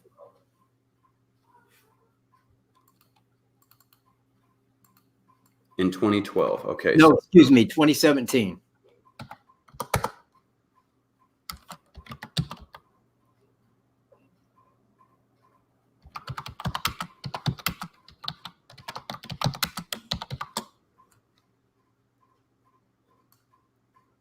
And it would have to be early 2017 because that's the house that he lost in the bankruptcy. And if you could find a February or January, February, that would be perfect. Mm. Can you pull in tighter? Hold on. I'm trying to get the date. No, man. The only thing I can get, the closest I can get is. Hold Just on. pull the house up. Well, I'm trying to get the date. Okay. Here.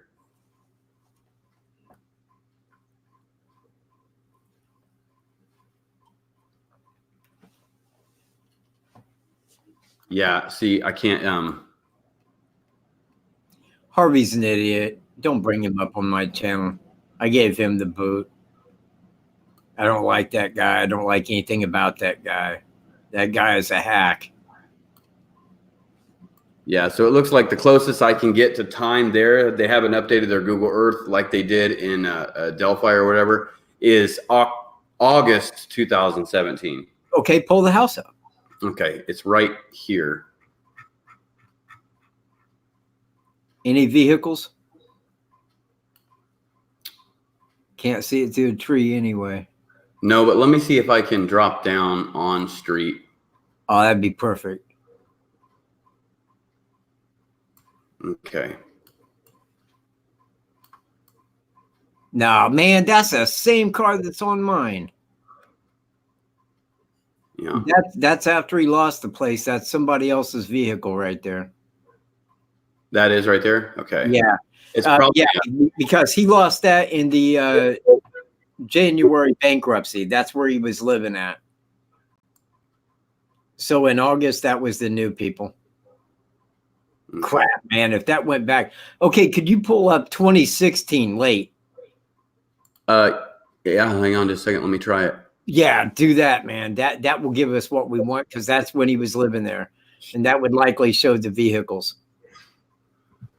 Okay. Or maybe a vehicle. Because him and his wife were both working at that time.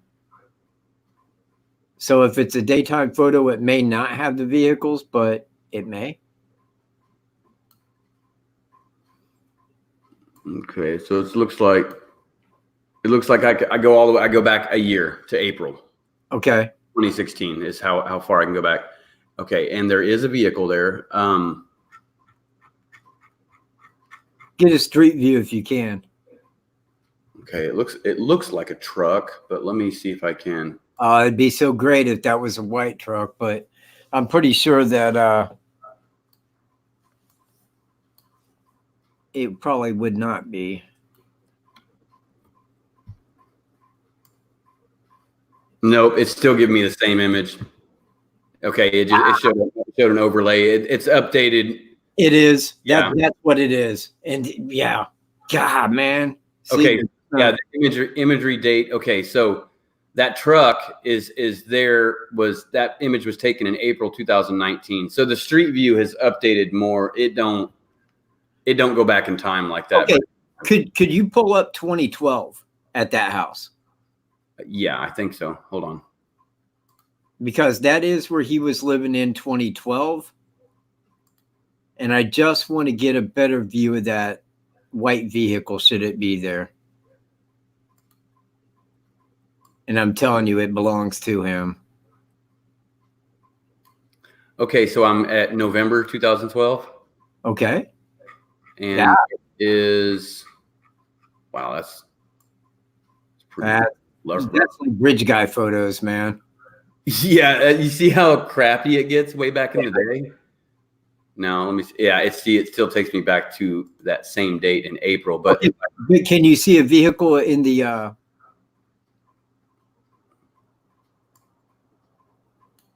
let me rotate.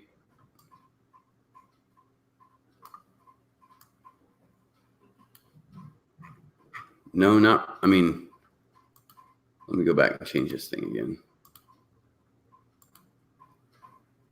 Historical imagery, 2012.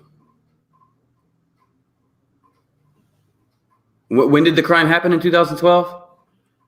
July. Okay, so I can get to August. That's the closest I can get. Yeah. And there is a vehicle there, but as you see, it's like bridge guy-ish. What does it look like? Can you tell? Not really. Because that might be the same one that I seen on the 2012 map that was in the drive. Yeah, I can't really tell, dude. It was like I'm trying to angle it, but that ain't working.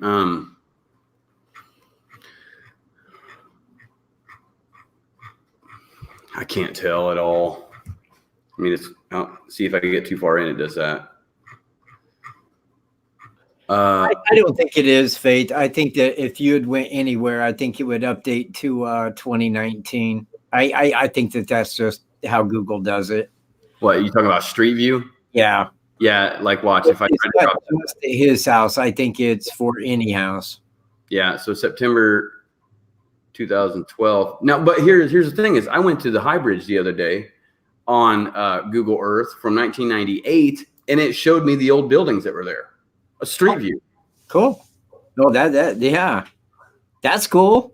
It was kind of cool. I was like, wow, and I didn't know you could do that. That's why I thought to have the idea to try that. But yeah, it keeps taking me to this right here. So I can't tell what kind of vehicle it is, but there's a vehicle alongside there, but you just can't. It's like looking at the bridge guy. It could be anything. Yeah, exactly. You know, so. Yeah, well, anyway, that was kind of my take there because that white vehicle belonged to him. Now, I got a left arm right here, and I will lay that against $100,000. I will. I'll lay it right now against $100,000, both crimes, my suspect. That's how confident I am in it. And I do not say that lightly. I use my left arm every here and again. Right. Yeah. But see, that was the house where he was living at that time. In fact, I found that out because that's the house he was living at when he filed bankruptcy. Here? Yes. At the one I gave you. That's where he was living at that time. What about the Imperial House? He moved there after. Okay. Yeah. Now, you know, I was kind of under the assumption that he was living there at that time. Right. But he was not. Oh, no, he was not. He was staying there. And that was his residence when he filed bankruptcy in January of 2017. Okay. Now, he could have, being a month later, since he lost that house, he may have moved there. He may have been somewhere else in that meantime. I don't know. I mean, I can't say specifically he was there, but I know that he was in January 11th of 2017. Right. 2017. So January 11th of 2017 is when he filed bankruptcy. And again, 1 month before Delphi.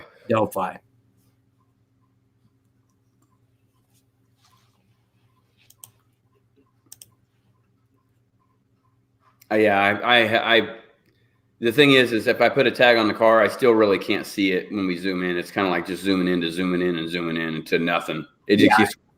It's like blowing up bridge guy. You'll think he's wearing a puppy.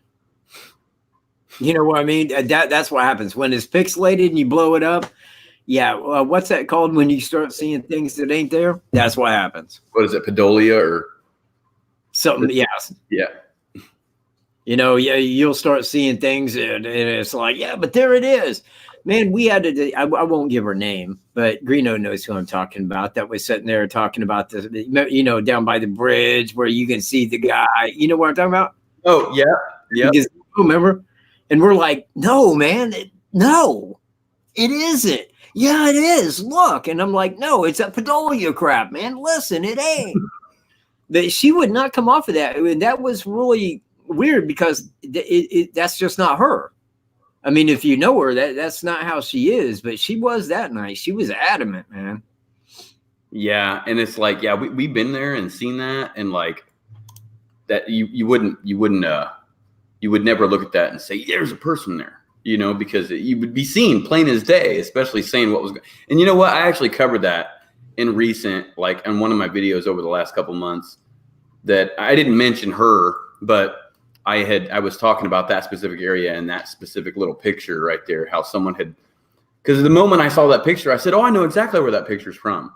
That's a cropped off image of a bigger picture, you know, and went to and pulled up the picture, and it's like, no, you still see the person there. And I'm like, well, if there was a person standing there, you're telling me these two guys and the person taking the picture didn't see that happening, you know? Okay, hang on 1 second because I wanted to show Faith this. Go ahead. I need to go check my liver. Can you see that? Oops. Sorry. Can you see it? Yeah, I can see it. I'll be right back. Okay, that's the vehicle that I seen in front of his house right there. Now, that was taken in 2012, and that was on Google Maps. Now, his house is just to this side of that vehicle. That was parked right out front. Now, I can't say that that's a Bronco. You know, I'm not saying that, but what I am saying is that it was a big boxier white vehicle. So no, you did not dream that. You did not. I actually did show that. Now I'm going to hit my vape. Listen.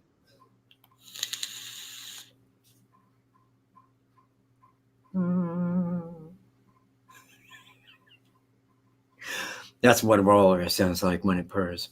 It feels just like John Lennon on a hit of LSD. God, that is so good. Man, I wish Wolf vaped. So anyway, any further questions here? Any questions would be highly appreciated. Throw them at me. Get them to me, man. You know what? I did do this the other day because I got his bankruptcy filing number and went and looked that up. However, unless you pay, you can't see the whole thing. You only see the first few pages. And I think that that's why only the first few pages were ever publicly given by people. You see where I'm at? Because what I wanted to find was his location. But I did find that, and it listed it as the Lacklink Drive, the house we was just looking at. That's where he was. You don't inhale vape anymore? Well, how do you get nicotine? Oh, I see. You quit smoking. Okay. Oh, that's very good. I quit smoking over a year ago. Actually, it was a year on August 14th. But I smoked for one reason, and I get that right now in a vape.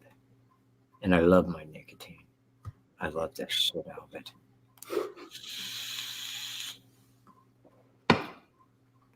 God, it's so good.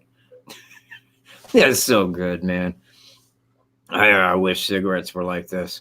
The top is blue now. Answer. The what? It's blue. What's blue?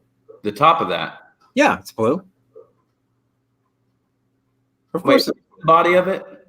blue. Yeah, it wasn't like that before. You got a new one? Oh, yeah. You wasn't here when I explained that. Pardon for just one moment, if y'all don't mind. You see, I got this right here the other day. Just this, okay? Mm-hmm.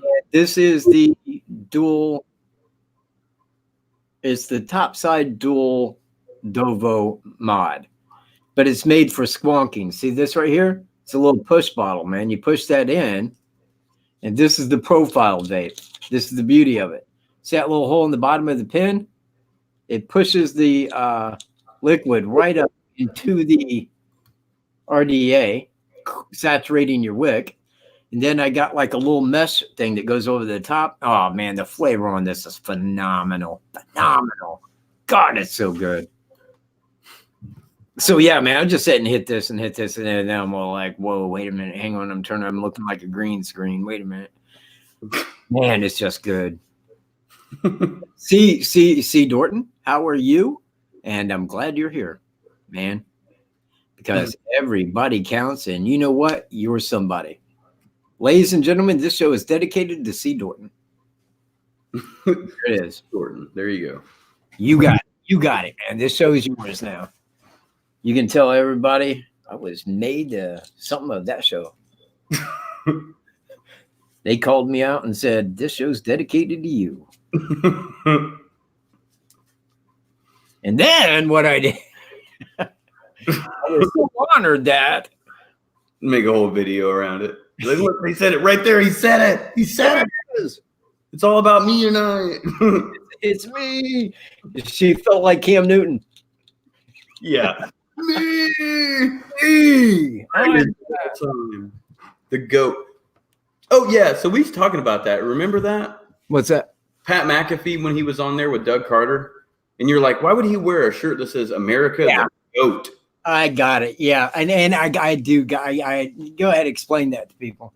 Well, we was sitting there like, okay, why would he wear a shirt to donate money for Abby and Libby, like the reward thing, and wear a shirt that says America the GOAT? Like, what does that even mean? The GOAT? And so here just recently, I seen something that said the GOAT, or USA, the GOAT. And it's underneath of it, it said the greatest of all time. And I'm like, got it now. Who's the GOAT of boxing? Me. Oh, man. Whatever. Dude, you don't even want to confront Smitty.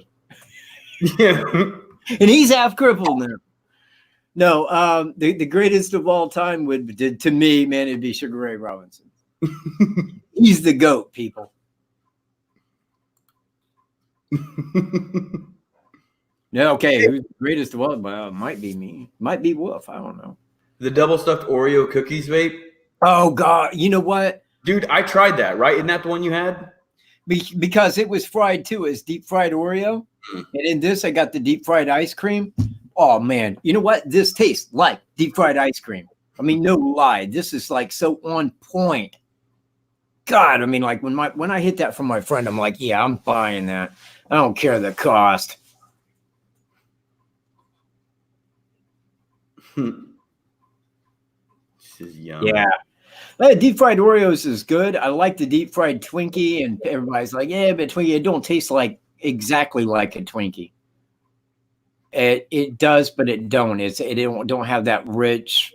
I don't know how to explain it, but the flavor on the deep fried, fantastic. And I love fried. My friend came over today to help me adjust the mod, and he took a hit. And he's like, man, what is that? Like fried ice cream? He's like, yeah, I'm going to buy that because that's good, man. That's good stuff. And it is. It is the bomb. The bomb. What are you going to do? GOT. What are you going to be for Halloween? I hadn't even thought about it. In the parties next weekend. Oh, crap. Well, I better get it thinking.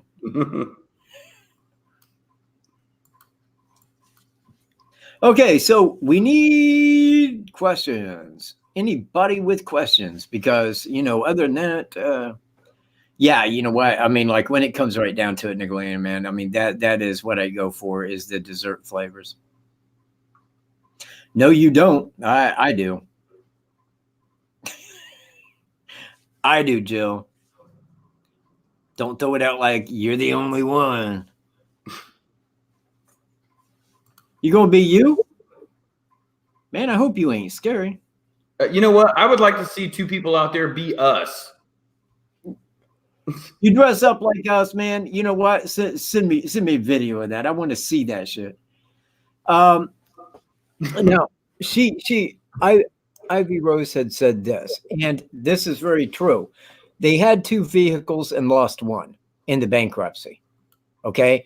Now the one that the one that now they may have had more than one, because I'm not saying only two, but I know that they did lose a vehicle in the bankruptcy, one of them. But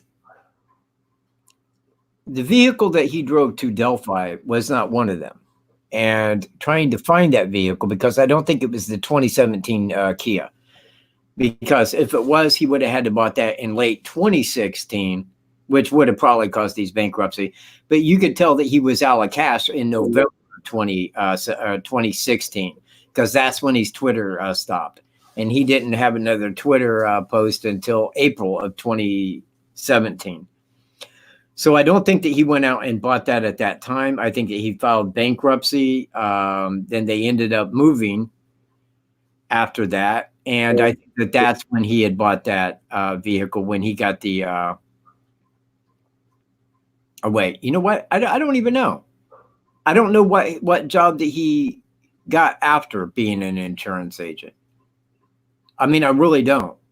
I mean, the last job that I know that he had was as an insurance agent, and that's the one that he resigned from in January of 2017. But after that, I don't know. I don't know if he was unemployed. He wouldn't have been unemployed for that long. Because no, he wasn't, because he gave that lady at the drinking establishment his business card. So I know that he was doing something at the time, but I don't know what it was.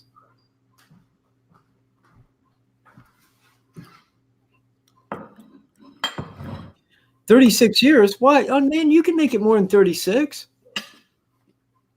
I mean, just to be 96, I mean, like, man, make it 40.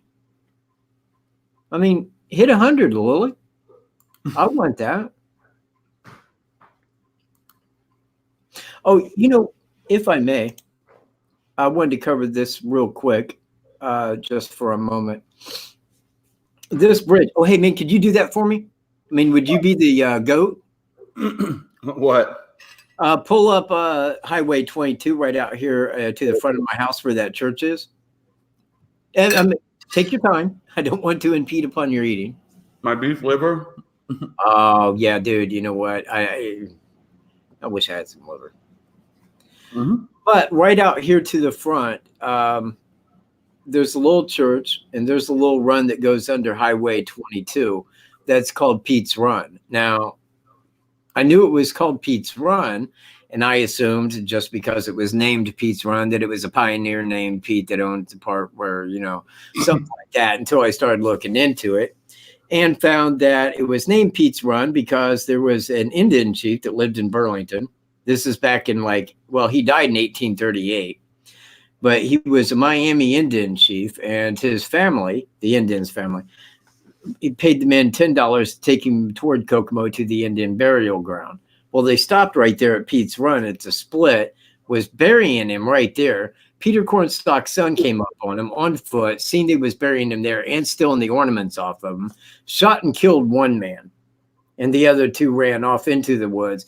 The other one, 2 years later, was drunk in Delphi, passed out in the morning, and his son stabbed him to death. But there was no charges filed on him because it was justice for what they were doing. Right. But that's why they named it Pete's Run. They also named that stretch of highway Peter Cornstalk Pike. They named the cemetery right there Pete's Run Cemetery. And then right across the highway from where he was buried, they had Chief Peter Cornstalk Memorial Post Office. So I petitioned the representative of our district to name that bridge that they're making right now Chief Peter Cornstalk Memorial Bridge, and that will happen. Okay. So much so that I am going to talk to Doug Piccagni. He is the head of the Miami Indians on October the 17th, because he's going to be at the Howard County Annual Historical Meeting. And David Foster said, introduce yourself and bring it to his attention, because if he's on your side, it's already named. Did you get to show it? Do what? Did you show it? Show what? I was pulling it up and circling everything. I was trying to. Oh shit, man! I didn't see it. Oh shit, my bad. Yeah, I just thought you was eating, dude. No. I have it pulled up. I was trying to show him where it is. So go to the right. Okay, yeah, right here. Here's the run. It goes all the way down into.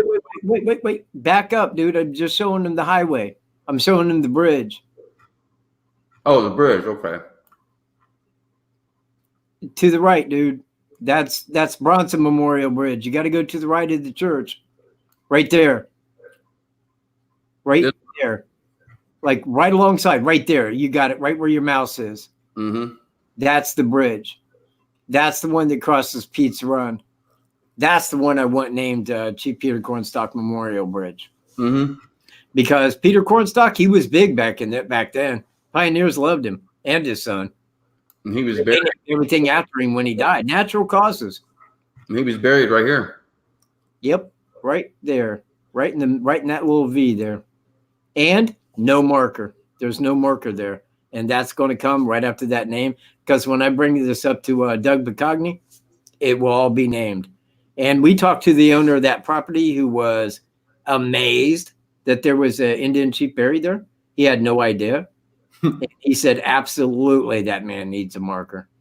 So hopefully for that, I would like to see that done, because That'd be cool, man. And you know what? Those arrowheads, like that came from, I mean, I wouldn't say one of them came from him, but I mean, that's like his people.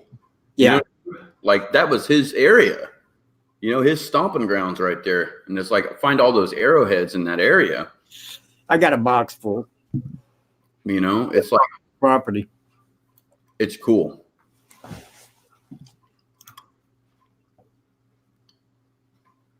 We don't really know that, Vicky. Law enforcement never said who had seen it. They just said that from the information that they got, that it was there from approximately 12 noon to up to 5 in the evening.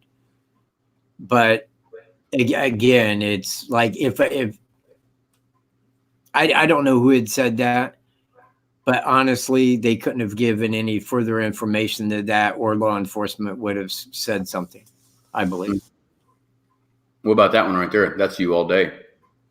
Did he hand the business card out? He handed the business card out before the murders, right? Yeah, he was at a drinking establishment right up the road from the Catholic supply store, had been there for a while, handed one of the cocktail waitresses one of his business cards. And when she seen the description of the guy that was wanted for the Catholic supply store homicide and got the description, she's like, man, that sounds just like a guy who was in here right before, that day. And she got a hold of police and gave the business card. And that's what led to his arrest, was that. The simple fact, he handed out his business card beforehand. Now, again, I want to say this. The Catholic supply store homicide, he knew he'd be caught. He knew. There was no way that you could go in there in a city that big after just been up the road, given a business card, and go in and commit a murder, a first-degree murder like that, and think that you're going to get away with it. Now, I felt, again, that it was because C.C. Moore was, they said that the same technology that C.C. Moore was using was being used by Delphi detectives. He knew they was going to come knocking on his door, man. It was just a matter of time. I think he wanted to go out in his own way. And I think that he knew that police would show up. And I think he tried to fight, man. I mean, that's why he's got the black eye. That's exactly what it was about. When they came in, he knew what was occurring. And it is psycho. And again, anybody that would commit 2 murders like that, and that, like down at the Catholic supply store, they're not thinking correctly. There's something wrong. This is a guy that everybody said was a real likable guy, real cheerful, just like loving and caring about his wife and friends, a flip-sided personality. And that happens to a lot of them. To explain, because like serial killers aren't really like that. They're very standoffish, very man, a lot of them I could name that are like that. But when was the last time you heard of a serial killer that was all cheerful and happy, very friendly? And everybody that they talked to, every single person said that he was a great guy. If I didn't know that the cops had the right guy, I would swear it couldn't be him. And what would cause that? What would cause that in a man's mind? Because it just like Doug Carter had said in one of the press conferences, maybe it's a guy that just lives down the way that just doesn't seem right. That's what they're looking for, that guy that just doesn't seem right. They wasn't looking for a guy like that. I assure you. And the simple fact that he went in there and did that at the Catholic supply store, that's obviously out there. For a Christian pastor to commit first-degree murder and 2 cases of sodomy. It's like, that ain't right, man. There's something wrong. It is. We need a question for Greeno. Oh, wait. If you would take this for George, please.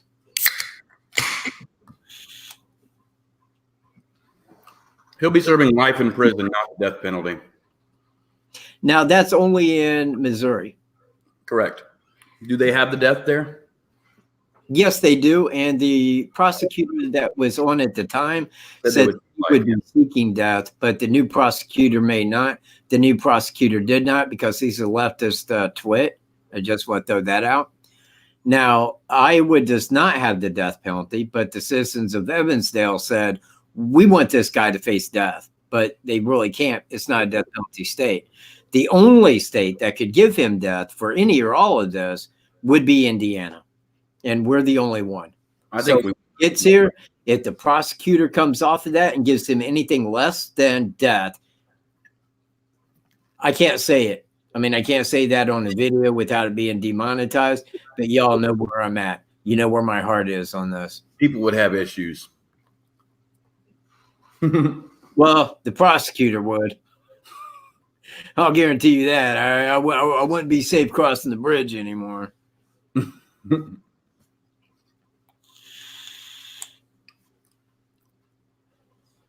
Yeah, but why? I mean, I want to say this. Why? When a person goes in and does that, and then we as taxpayers got to flip the bill for them to spend life without parole in prison, you're paying for his housing, his food, his health care, everything we pay for. This is easy. This is how it was done in the old days. You committed that murder. You're found guilty. Tomorrow at noon, you will swing by your neck until you are dead. Have a nice day. And you know what? Publicly, there it was. You know why there's crimes like this happening? Because we came off of it. We got leftist twits running this country. There it is. If you're a leftist, I'm sorry. I'm really sorry, but you're a freaking twit. I don't know how anybody could be a leftist today. I mean, if you're a leftist, if you're like a hard-leaning Democrat, apparently you don't understand that they want master and slave, period. I don't care. I didn't give a crap that our president was black. In fact, I encouraged it for years, man. I wanted Alan Keyes. If Alan Keyes was our first black president, we would be in a great country. But no, we gave it to that Obama. And he was worthless. He was a shame. He was a sham. He spoke well in a shameful way. Yeah. Bert Devlin says he saw my video at the High Bridge. Cannot believe they would keep that open in bad, unsafe state that it is. There's another missing rail tie right there by the first platform. Pedestal, I guess it would be platform. Yeah. There's another big missing one right there. There's two, isn't there? There's 3 now. 3? Yeah, and it looks like they had hit it with the crane. You know what I mean? Bust because a piece of the wood is like turned to the side as well, so it looks like it had been scraped off with the crane. And you know what? It is in bad condition. That's their goal to fix it. But they did fix that first pier. I got pictures of it from the ground. George, you know what? That would be me.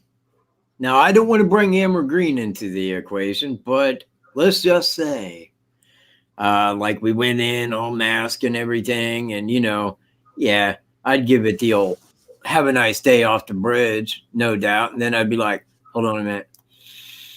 This is for George. There you go. You know, it'd be just like that. It'd be a hometown, what do you call that? Like an Old West public lynching.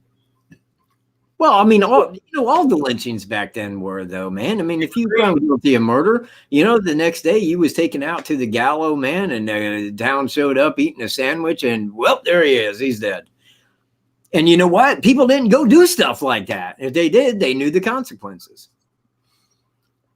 Well, I'm hit. Do what? Amber Green, I'm hit.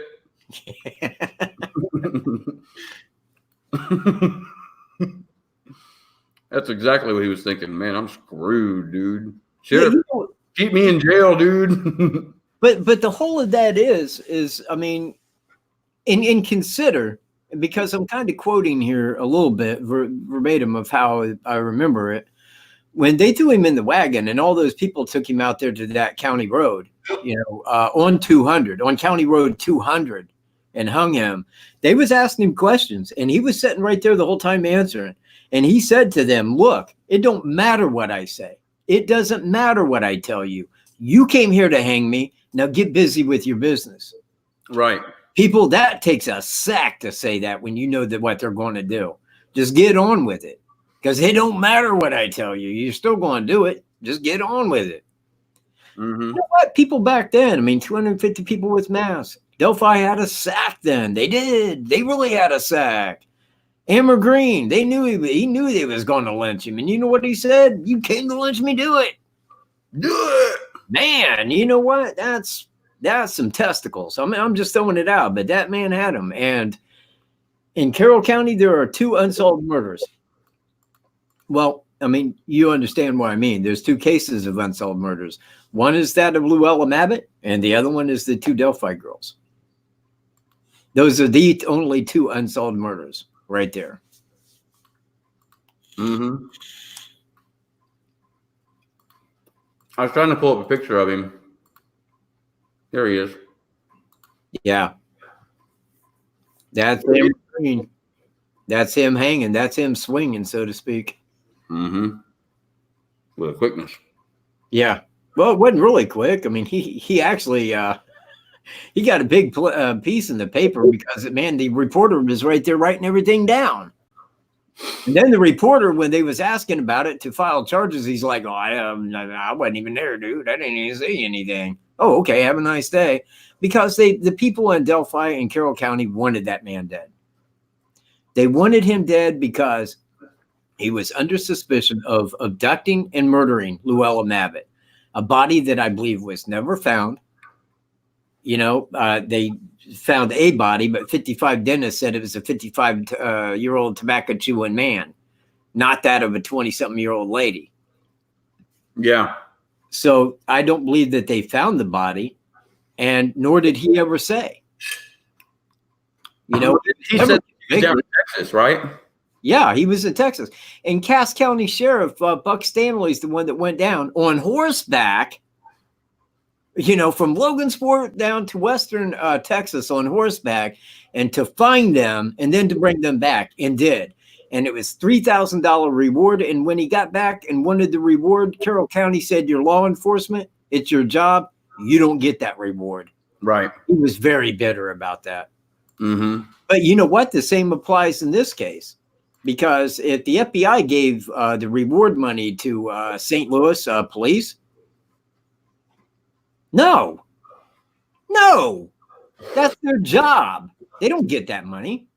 I mean, if nobody had turned in the right guy, give it to Carroll County. If nobody had turned it in Evansdale, give it to Evansdale. But for the love of God, don't give it to law enforcement. That's their job, people. They do not get the reward for doing their job. And that is me. And I agree with that just the same as I would have back then. But the thing is he wasn't in that county, and he did go down there to get the reward. And he could have been told that up front. I'm just saying. Yeah.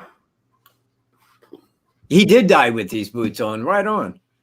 No, you're exactly right. And I thought the same thing. He did. They hung him, and there's his boots. And I do want to point this out, that they put that hat on him. Did they put the hat on him?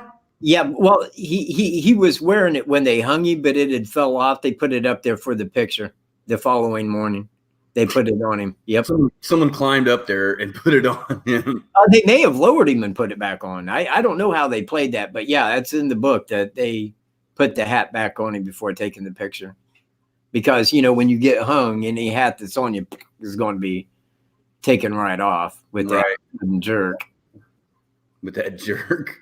You know that? Yeah, you know what? I like that video. Yeah, we do work well together. And that's why I asked Greeno to help me with the editing of my final stance. If you want to see the final stance video, easy to do. Tune in. I don't know how long that will take. Then hit 1,000 subscribers. Do what?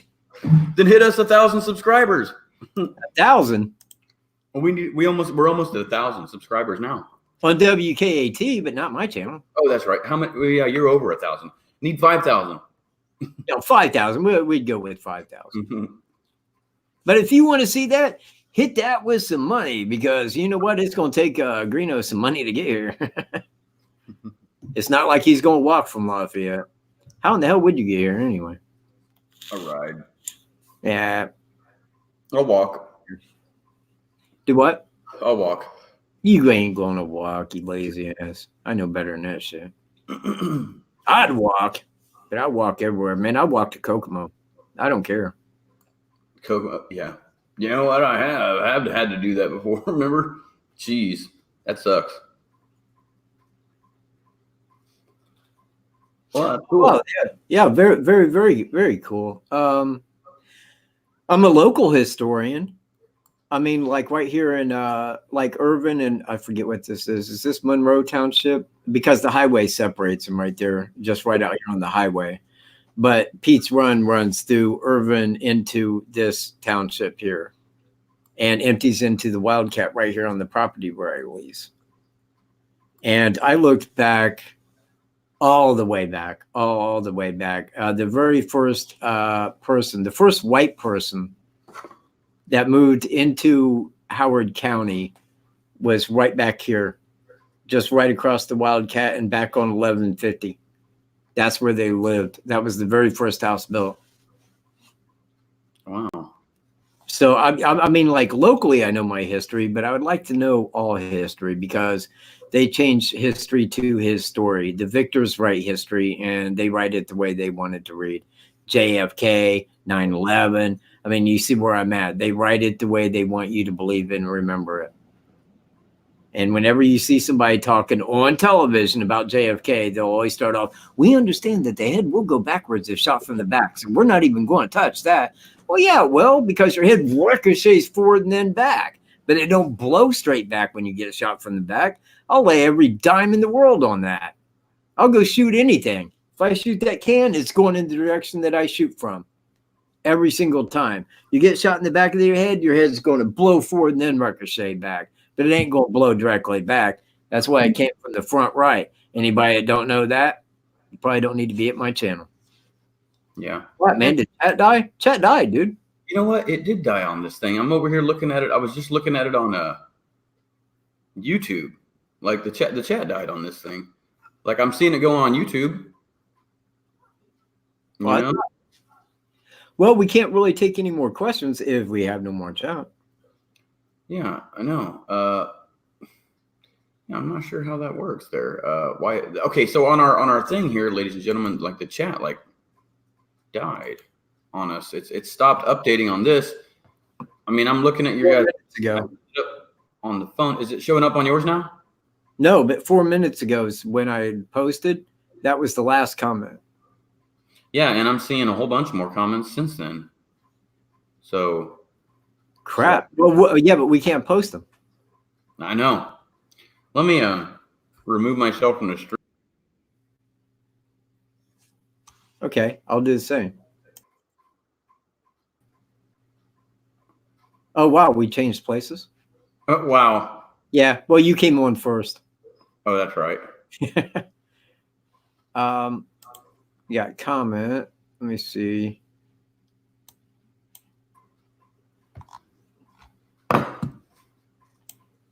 Chat settings. Guest see comments. Yes. I want my guests to see comments. Well, we can no longer see comments, people. Greeno can. I cannot. Let's see. Here it is.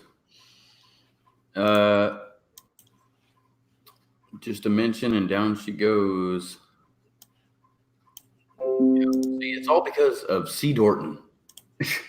C. Dorton did it? Because this podcast was dedicated to you, C. Dorton. Not anymore. Why did you do this to us, C. Dorton? This is no longer her. This is no longer her show now, man. She killed our chat willingly, with intent. Down she goes. They're saying down she goes. Oh my.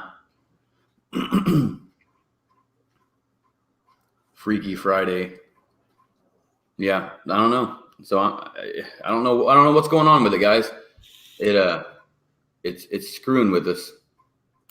Don't know. I don't know if we should refresh this page. Can we refresh this page?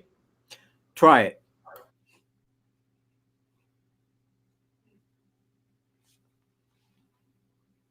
Well, apparently no.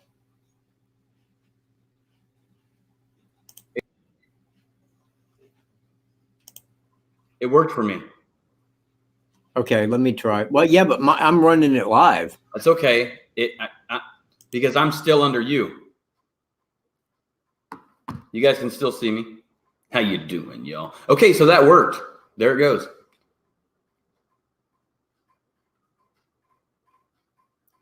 There he is.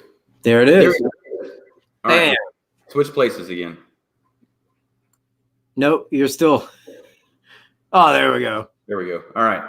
There we go. All right, it's back, ladies and gentlemen. I think. No. It's cool, but it's cool, Byron. We got it back. He just messaged me on. No, you didn't screw up, C. Dorton. We was just funning around. We're not angry with you. This show's still dedicated to C. Dorton, everyone.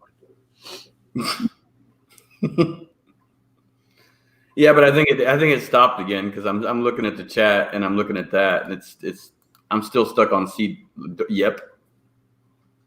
Yeah, mine's the same way. The last one's Lily's. Yep. Okay, well, do you want to call it an eve? We can. Yep. Sorry, everybody. I mean, I didn't really want to because we was kind of actually in the midst of some good talk, but yeah, I know. Lollipop did ask a question about some railroad spike. Oh, I got one. Oh yeah. What time is it in Indiana? 8:32 p.m. Yep. Okay, go ahead. Go ahead. What was you saying? You said you got one what? No, I got a railroad spike from out there. Yeah, me too. I got several of them right over here. Yeah, there was one that was under my desk right there, and I'm all like, oh, that's where that spike went. Any more questions? Don't see here.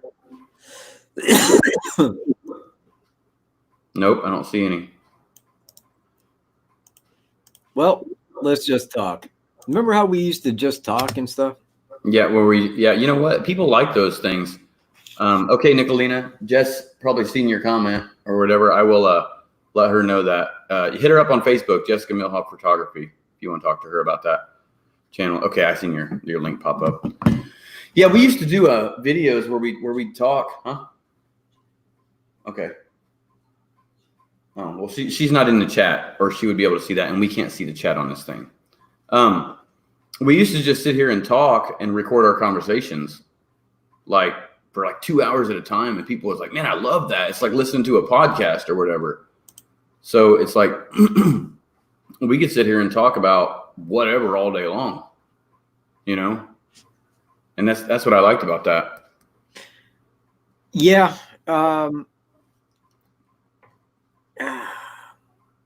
It wouldn't be the same now. Because at that time it was Daniel Nation. Yep. We was really covering a lot of the aspects of the case, and that was actually before the first year press conference. Yep. Because after we went to that, man, it kind of, we knew that he was, I say cleared, that he was spoken to, and I don't know, what do you say besides cleared, covered, yep. And that they wasn't really after him or anything. But that's also when we found out that the man had never been caught committing a crime right after that. And that was a big step. That was a big step. That was one of the best things that we could get on film ever, I think, because I revert back to that so much. Me too. And you know what? It was very odd because he told me that, but it never came out to anyone else. Mm-hmm. And I thought, wow, you know, that was kind of, I don't want to say he messed up, but in a sense, that was breaking. He knew that you had the camera on him. That's why, you know, when I'm talking to him, when he looks over that way and raises his hand, that's because, you know, Greeno was right there with the camera on him. Yeah. You know, he's all like, you know, if you don't mind. Yeah. Yeah. But it was really good because we did get that on video. We can display that, and we can show people that that is fact in the case. And when people give me a person of interest that has committed a crime and been caught in their past and did jail, they're covered, man. They're clear. They didn't do it. That stands as fact to me. We have a question. Ambrielle Brown says, has either of you met Abby or Libby's family? Go ahead. Yeah, both of us have. Yeah, we both have several times. Yeah, several of them. But I've never brought the case up.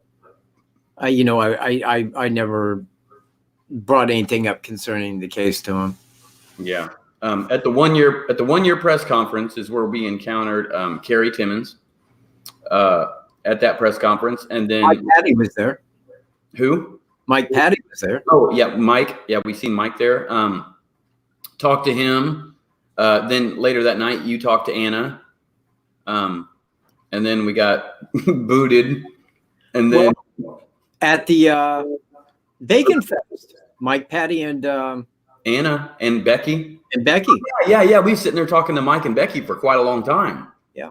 You know, and then Anna and her parents were actually the ones, or her parents were the ones handing out the bacon and making the bacon there. And then I'm trying to think. So then I had actually went out to help out with the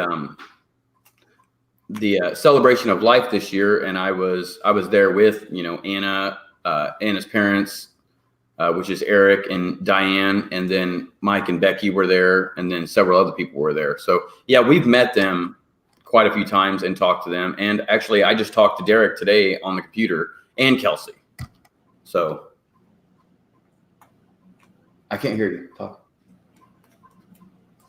Okay. So yeah, we have met them and talked to them quite often.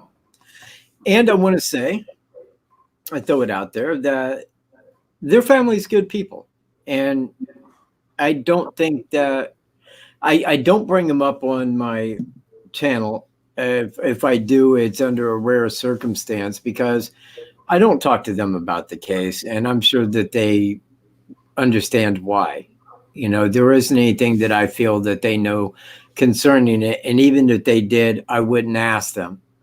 It's not my place to ask them. And they get a lot of that. It's just like Cheyenne talking about that now everybody's reaching her wanting to know, you know, and this is why I didn't want to give out Flannel Shirt Guy's name. This is why I don't want, you know, I don't cover those people by name, and I don't ask them questions because anything that I'm looking for, they're not there to answer to it, nor probably could they. You know, I mean, the guy I'm looking at, they can't answer to that. There's only people that could answer to that, and they ain't going to say anything, nothing, because they've been talked to by law enforcement and they didn't actually want to come forward from the go.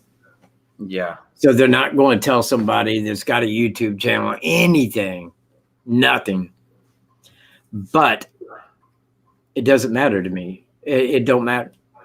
I mean, I found the information that I needed and I put it forward to you. That's my job here. That is what I do. And that's what I feel satisfied in doing. Now, a person got a hold of me the other day, and I apologize for not remembering the name. I get emails, and it's just that one name is like another in a way when you're just looking at, you know, where somebody wrote you. I mean, it could be somebody that I know, and I'd be like, well, it could have been one of 80 people, But anyway, they told me that what I was doing was good, that I laid out my evidence, but they said, you really need to just lay it out there and get off the radar, because law enforcement probably not happy with that. Now, I would stop doing what I'm doing if law enforcement came to me and said, dude, we don't want you to do that. If you would, please don't. I would, because in no way do I want to mess this case up for them. In no way. But I don't think that anything that I could say in a video would pertain anything to a case that's going to happen in Carroll County Court. It wouldn't matter what I said. I could have called every aspect of it correct. And they can't say, well, this guy did that, so you ain't got a case. No, it's law enforcement that can't do that. Mm-hmm. You see what I mean? Deborah Brown says, are you losing your patience with this case? Because she is. It was directed towards you. I'll be right back. I got to go click produce on a video. The only thing that I'm losing my patience with is the time. I mean, I understand why it's got to be that way. And that's what I answer to everybody that asks me, like, well, if the DNA matches, law enforcement would come out and say so. Well, no, they wouldn't. They wouldn't, because they know that guy's in court for a different case. They can't speak to him. They can't get his information. They can't get him to confess. They don't want to relay their investigation to the media. And that's all they could answer on would be their investigation, because they won't come forward and say, we know who did it because we got DNA. Because then everybody, just like on YouTube, would hound them for the information. Well, what do you mean you got it? Well, but who did, And that's exactly why they won't say anything until they can speak to him. Now, I've thrown out my estimation that from the time he goes to jury trial, and that's in October of 2020, he's got to get his DOC number when he's sent to prison to do life without parole. That's probably got to be that time involved. And I don't think that they'll be able to speak with him for at least 2 months after, give that December. And I'm thinking from December of 2020 to March of 2021, that's when it will come out that the charges are being filed against him in both cases, because both states at that time can go talk to him and investigate. Until that time, they will talk to all the people he knows. They'll talk to his family. They'll talk to his friends. They'll talk to those people. But until they can talk to that man specifically, they will not file charges, nor will they tell the media, nor you, me, the family, anybody, because they can't. They put everything into this investigation to make sure that guy is taken care of. And that's what they want. The same as you, the same as me, the same as everybody. And the guy will pay for it. The guy will get justice, as will the girls. I mean, there's very little that I can say in the way of the girls getting justice, because there is no justice that can be paid to those girls. But the man, the monster that perpetrated that act, will receive his justice. And that is the best that we can hope for. And that's what I believe will happen at that time. Right. Vicky says, where did the second sketch come from? Another witness or what? I will say that I have asked that recently in an interview, and that's something I'm working on. Now I've got more coming up to that, a follow-up with another law enforcement person, because I want to see if what they say is the same. And so I don't want to put it out there to anybody yet. I want to see if what they say is exactly the same, or if we get two conflicting stories on where that came from. And then someone else, go ahead. Well, I would like to say that the only way that they could have got anything regarding what the suspect looked like was one of those two people, the woman walking her dog or flannel shirt guy. It's the only two people that seen him. The sketch had to have come from them, period. There is no other way. Right. Those are the two people that seen him. They're the ones that gave the details for the first sketch. So I don't understand where else it could have came from. Unless law enforcement just made stuff up, and I seriously doubt they did. But I do believe that the second sketch, to me, is generic. it fit what they was going on at the briefing. You know, how they feel. They was giving old information. They wasn't talking about what they knew. And why didn't they talk about what they knew? Because they can't. And the only way that they can go forward and say anything, to give like the extra audio, to give the video, they got to say something. And it was old information, because it was the same information that I was given back when the guy had to have been from Delphi. When I found out that my suspect had a car and would have taken that route, that's when I knew there was a vehicle involved. Gave that before they said that there was a car that was parked there at the CPS building, because I already knew he drove. Right. Go ahead, Captain. Ask your question and I'll read it to him. Yeah, I can't see it. Yeah, I have to look at the phone to see the questions coming in. We're doing a three-way. Yeah, it's difficult. I'm looking at the phone to read the message. Nasty. I don't mean like that. So someone was saying, okay, they have DNA, but is it good DNA? Yeah, everybody asks that. Well, it's DNA. I mean, you can't beat it. There's no other way around it. DNA is DNA. Yeah, but people will go and say, yeah, but the searcher touched it. Well, here's the thing. We don't know where that DNA came from. I mean, if you see what I mean. Like, people think maybe it was touch DNA and the guy touched it and contaminated it. They have DNA. And this we know. They have DNA. Now, if it was contaminated and that was sent to the FBI, the FBI would say, this is contaminated. This is not one person's DNA. This is a. But look, they can take DNA, and I want to explain this. I'm making it like it's little DNA. They can take a. Well, it is a molecule of DNA. And what they can do is they can duplicate that. They take it like the amniotic fluid. It's like A, C, G, and T. Those are the four ones that match. Now, only two go together. So if you strip a DNA right down the center, and we have a protein that does that, this is how your DNA goes into every cell, because this will unwrap the entire DNA, where these outside elements can go onto it. And as it splits in half and the others go on it, it becomes 2 DNA. You see where I'm at? And they can duplicate a DNA. So if they have just one DNA molecule, they can duplicate that into millions, if they like, of the identical DNA. And this is why I'm saying it's not contaminated. It wasn't touched. It wasn't done anything like that. The coroner, the medical investigator, is the one that got that DNA. Now, it's not contaminated. And I do feel that it matches my suspect 100%, because they sent it off to Quantico right before Christmas of 2018. And that was 1 month after his arrest, after the FBI had showed up in St. Louis to get his DNA and take it to Quantico and get it set up for the CODIS. That's when they sent theirs off. Now, that phone call went something like this. Yes, it matches. Well, we can't go down and talk to him. We're aware of that. Well, what do? You know what? You got to play your hand. You got to play it well. You got to, give all the information, do what you got to do here, but you got to do it. Now, whenever the federal government does something, they name it, like Operation Twist. You see where I'm at? Anything they do like that, they name. What was the name of the briefing? A New Direction. That's what they named it, A New Direction. And Doug Carter said, you never thought we would change our investigation, but we did. Well, all they did was change what they were saying. They gave old information, because they can't tell you what it is until they can talk to him.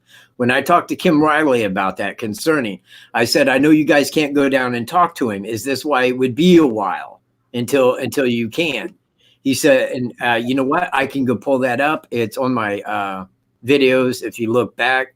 But he said, yeah, if you're looking for a reason, that would probably be it, because they can't go talk to him. I mean, if you look at it like that, I'm being backed up by Indiana State Police. It's the same thing. Yes, you can't go talk to him. And until they can, they're not going to. They could file charges if they wanted to, but guess what? They wouldn't have any information that he knows. They couldn't go in and ask him about these things. They know they got him. They know when they confront him with the evidence that he'll fold, because there's no way out. He's going to do life behind bars. I mean, in Missouri. So it's a matter of time until they can, and they will at approximately December of 2020. They'll be able to go talk to him, and you'll hear about it shortly thereafter. Guarantee you. Until my left arm against $100,000 right now.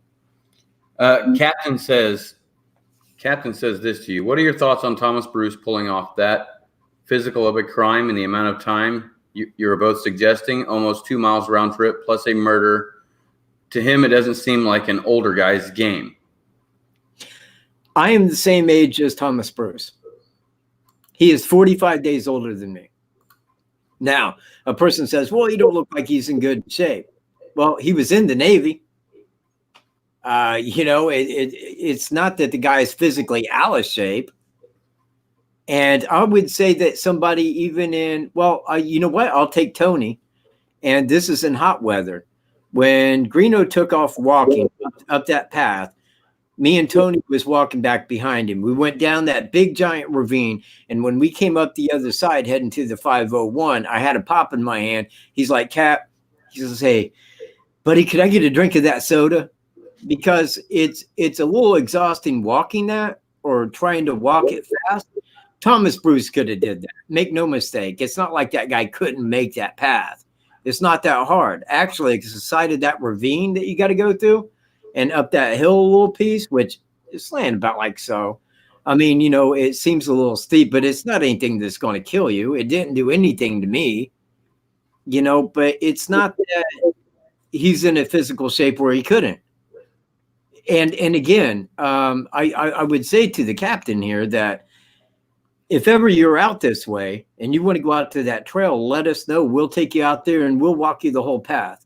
It's you get a different perspective when you're there. You just do. You can see that, it would have been, he would have been maybe a little winded with that much clothes on if he was walking really quick. And he may have been. I think that he was trying to be stealthy. He didn't want to be seen. And again, when he seen flannel shirt guy coming, I mean, like that was probably like crap. Another person's going to see me, but just walk on by. Just don't pay him no, never mind, just keep going. But flannel shirt, when the description came out, he's like, yeah, that guy passed me when I was coming in. And that was part of the details given for the first sketch between him and lady walking her dogs. But the lady walking her dogs talked to him for a while. We know that. That was said by law enforcement that she spoke to him for a couple minutes. Yep. Which I assume would have been basic conversation. Oh yeah, beautiful day, nice day to be out hiking. Woo, woo, woo, woo, woo. Same as you would anybody on a hiking trail if you met him. I mean, because nothing had occurred at that time. He's a cheerful guy. Nothing would have been thought about. Yeah. C. Dorton's heading off to work. Says, great job. C. Dorton, oh man, I'm sorry we got to continue the show without you. But hey, man, chat just popped back up. All right. Thanks for being here, C. Dorton, and we seriously appreciate it. Cool. Your chat popped back up? Well, Lily's did. It says, why female or male? Yeah, I just... Oh, she's talking genetically. Yeah. Okay, someone says, why is a male? DNA that is identical in family, and the male is like father, son, brother. XY. Okay. All right. So Captain says he'll be here Sunday, and he's got to go as well. Loves the content. Love having you here, Captain. Aye, aye, Captain. Aye, aye. Arr. How did Thomas Bruce gain so much knowledge of the trail system and crossing the bridge so easy? Do you think he frequented it? Yes, I do. And again, I pull the maps up. Let me go pull them right back up again. Okay. That way you can. What was his reasoning for being there prior to the crime? Because he was there waiting. That's exactly why. Man, okay. You know what? It's this little bitty monitor that I have here. Oh, wait, I'm in the wrong one. Hang on a second. I got to pull this one up. Okay, I'm going to refresh my thing. Nope, it ain't that one either. Jeez, man, where in the hell did I put it? It's in Thomas Bruce. I got a folder called Thomas Bruce. There it is. Now, this is from, hang on. This is St. Louis to Fort Wayne. That's where his brother lives, is in Fort Wayne. Hold on, I ain't even on that. Let me make sure I got my thing on. Let me put screen sharing on. Yep.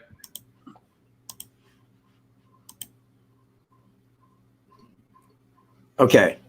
Tell me if you can see this, all right? Yep. Can you see it? Yep. Okay. Now, this is from St. Louis to Fort Wayne right here.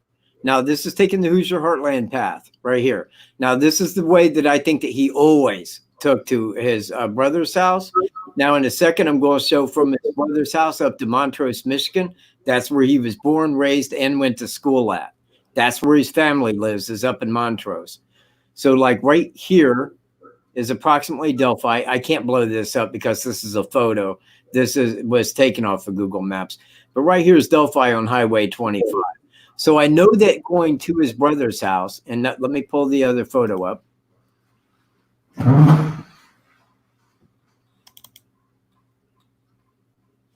This is from Fort Wayne to Montrose, Michigan, right here. Now, so when he gets to here, he would have went right up 69 to Montrose.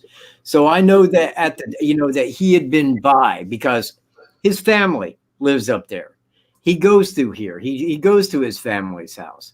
He had passed that trail many times. And again, if you look at like from St. Louis to his brother's house or Montrose, it's about a midway point. It's a stopping point. It's a place where he can get out, stretch, hike. And that's why I feel that he had stopped there many times. He knew that trail. He totally knew the trail, I believe. And he knew that the people there didn't know him. They didn't know his face. They didn't know who he was. They didn't know him by name. It was a secure place. He felt very comfortable in probably going up there because he knew what he was going to do. He was going to do the identical that he did in Evansdale. And that's why the FBI was there on the first day. They understood this is identical, right down to a reverse date. 2 girls abducted, small trail off a highway, reverse date of Evansdale. Let's get there. Let's see if foul play was at hand. It was, and they got DNA. And that's how he knew the trail, because he had been there and he had stopped there many, many times, I believe. Many, many times. It's just like a, what do you call that? Like a rest area on a highway. Yeah. Where you pull over, use the bathroom, woo, hike. Like same way. Yep. Okay, so sorry, I was killing the audio on this thing. I had to pull it up on the screen here because it was screwing with me on my phone. Okay, so yeah, so he had rehearsed the exit route probably more than once prior to February 2017. Yes. Okay, here was a good one. Do you think maybe the younger sketch looking guy maybe came from the Parabon Nanolabs does the like they did with John Miller, where they can take a DNA sample and say this maybe what? I did that actually in a few videos, because I compared the new sketch to the younger picture of Thomas Bruce that would have been at approximately that age when he was in the Navy. Did you see that, Greeno? What, that picture? Yes. And compared with the new sketch? Yeah, you had it on one of your videos. Okay. Now, that does look pretty damn close, in my opinion. It really does. But here's the thing. Why would they do that and try to make the guy look younger if they knew who did it and knew that the guy was older? Yeah. That didn't make any sense to me, why that they would do that, because then that leaves people looking for a younger guy. Then they could have said we use DNA to replicate his face. Right. But they didn't. And now they said that sketch was firstly done right after. Well, it had to be by one of those 2 people. Now, understand that the first sketch was a composite sketch. And secondly, neither one of them seen that guy without a hat on. He had a hat on. Both of them seen him with the hat on. So why did the first sketch not have a hat? Right. That second sketch, why didn't it have a hat on? That's the only way they seen him. They had no idea how the top of his head hair looked. None. Zero. Now, here's the thing. Law enforcement when they give out information, people take that as the gospel. I don't, because I've heard them lie. I've heard them stretch the truth. And when I watch the briefing, I'm like, that's crap. That's crap right there. Totally. When they put that second sketch out, I'm like, BS, because I already knew who did it. I already knew. I knew then. And guess what? Nobody 18 to 40 from in and around Delphi has been arrested yet. You know why? Because he ain't from here. Ain't even from this state. He's actually born and raised in Michigan, people. Now you know. Yeah. Let me see here. You know what? Tell me if you can see this thing. If I do this. What are you doing? Oh, yeah, I can see it. Can you read that? No? No. Okay. Oh, never mind. Why? It was a chat. I was just trying to see if I could pull the chat in there and so you, so you could read it or whatever. You know what I mean? Well, if we did, just the facts. I mean, if we did do a nightly podcast, it would get old pretty quick because there's only so much to say. And honestly, I don't like repeating myself. But when somebody comes on and, asks a question, I don't want to leave a question unanswered. So even though people have heard it 100 times before, I don't want to leave people in the dark. Right. Right. Yes, Amber, we have both met Abby and Libby's family. That has been covered numerous times. Yeah. Okay, so you're getting those messages that were a long time ago. Good, because mine says 8:35, and that was forever ago. Yeah, it was long. I was gonna say, yeah. Well, I told C. Dorton good night, man. That was like forever ago. Yeah. yeah. It just pops one up every so often. It's like 35 now, 8:51, 52, 53. Yeah, I just get a comment every here and again. So if I seem like I'm behind it, I really am. It's just the comments showing people. Yeah. Okay, so it doesn't look like we're getting. Does anybody have any more questions? Yeah, let's go ahead and call this a evening. Okay. All right. So so like Faith said, thank you for supporting your viewers, Michael.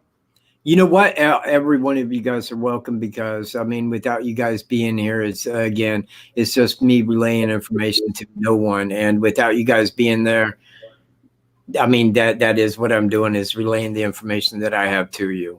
Be it correct or not, and some people would side not, but they won't do it to my face because I'd beat the living shit out their ass. I do not take kindly to people who call me wrong.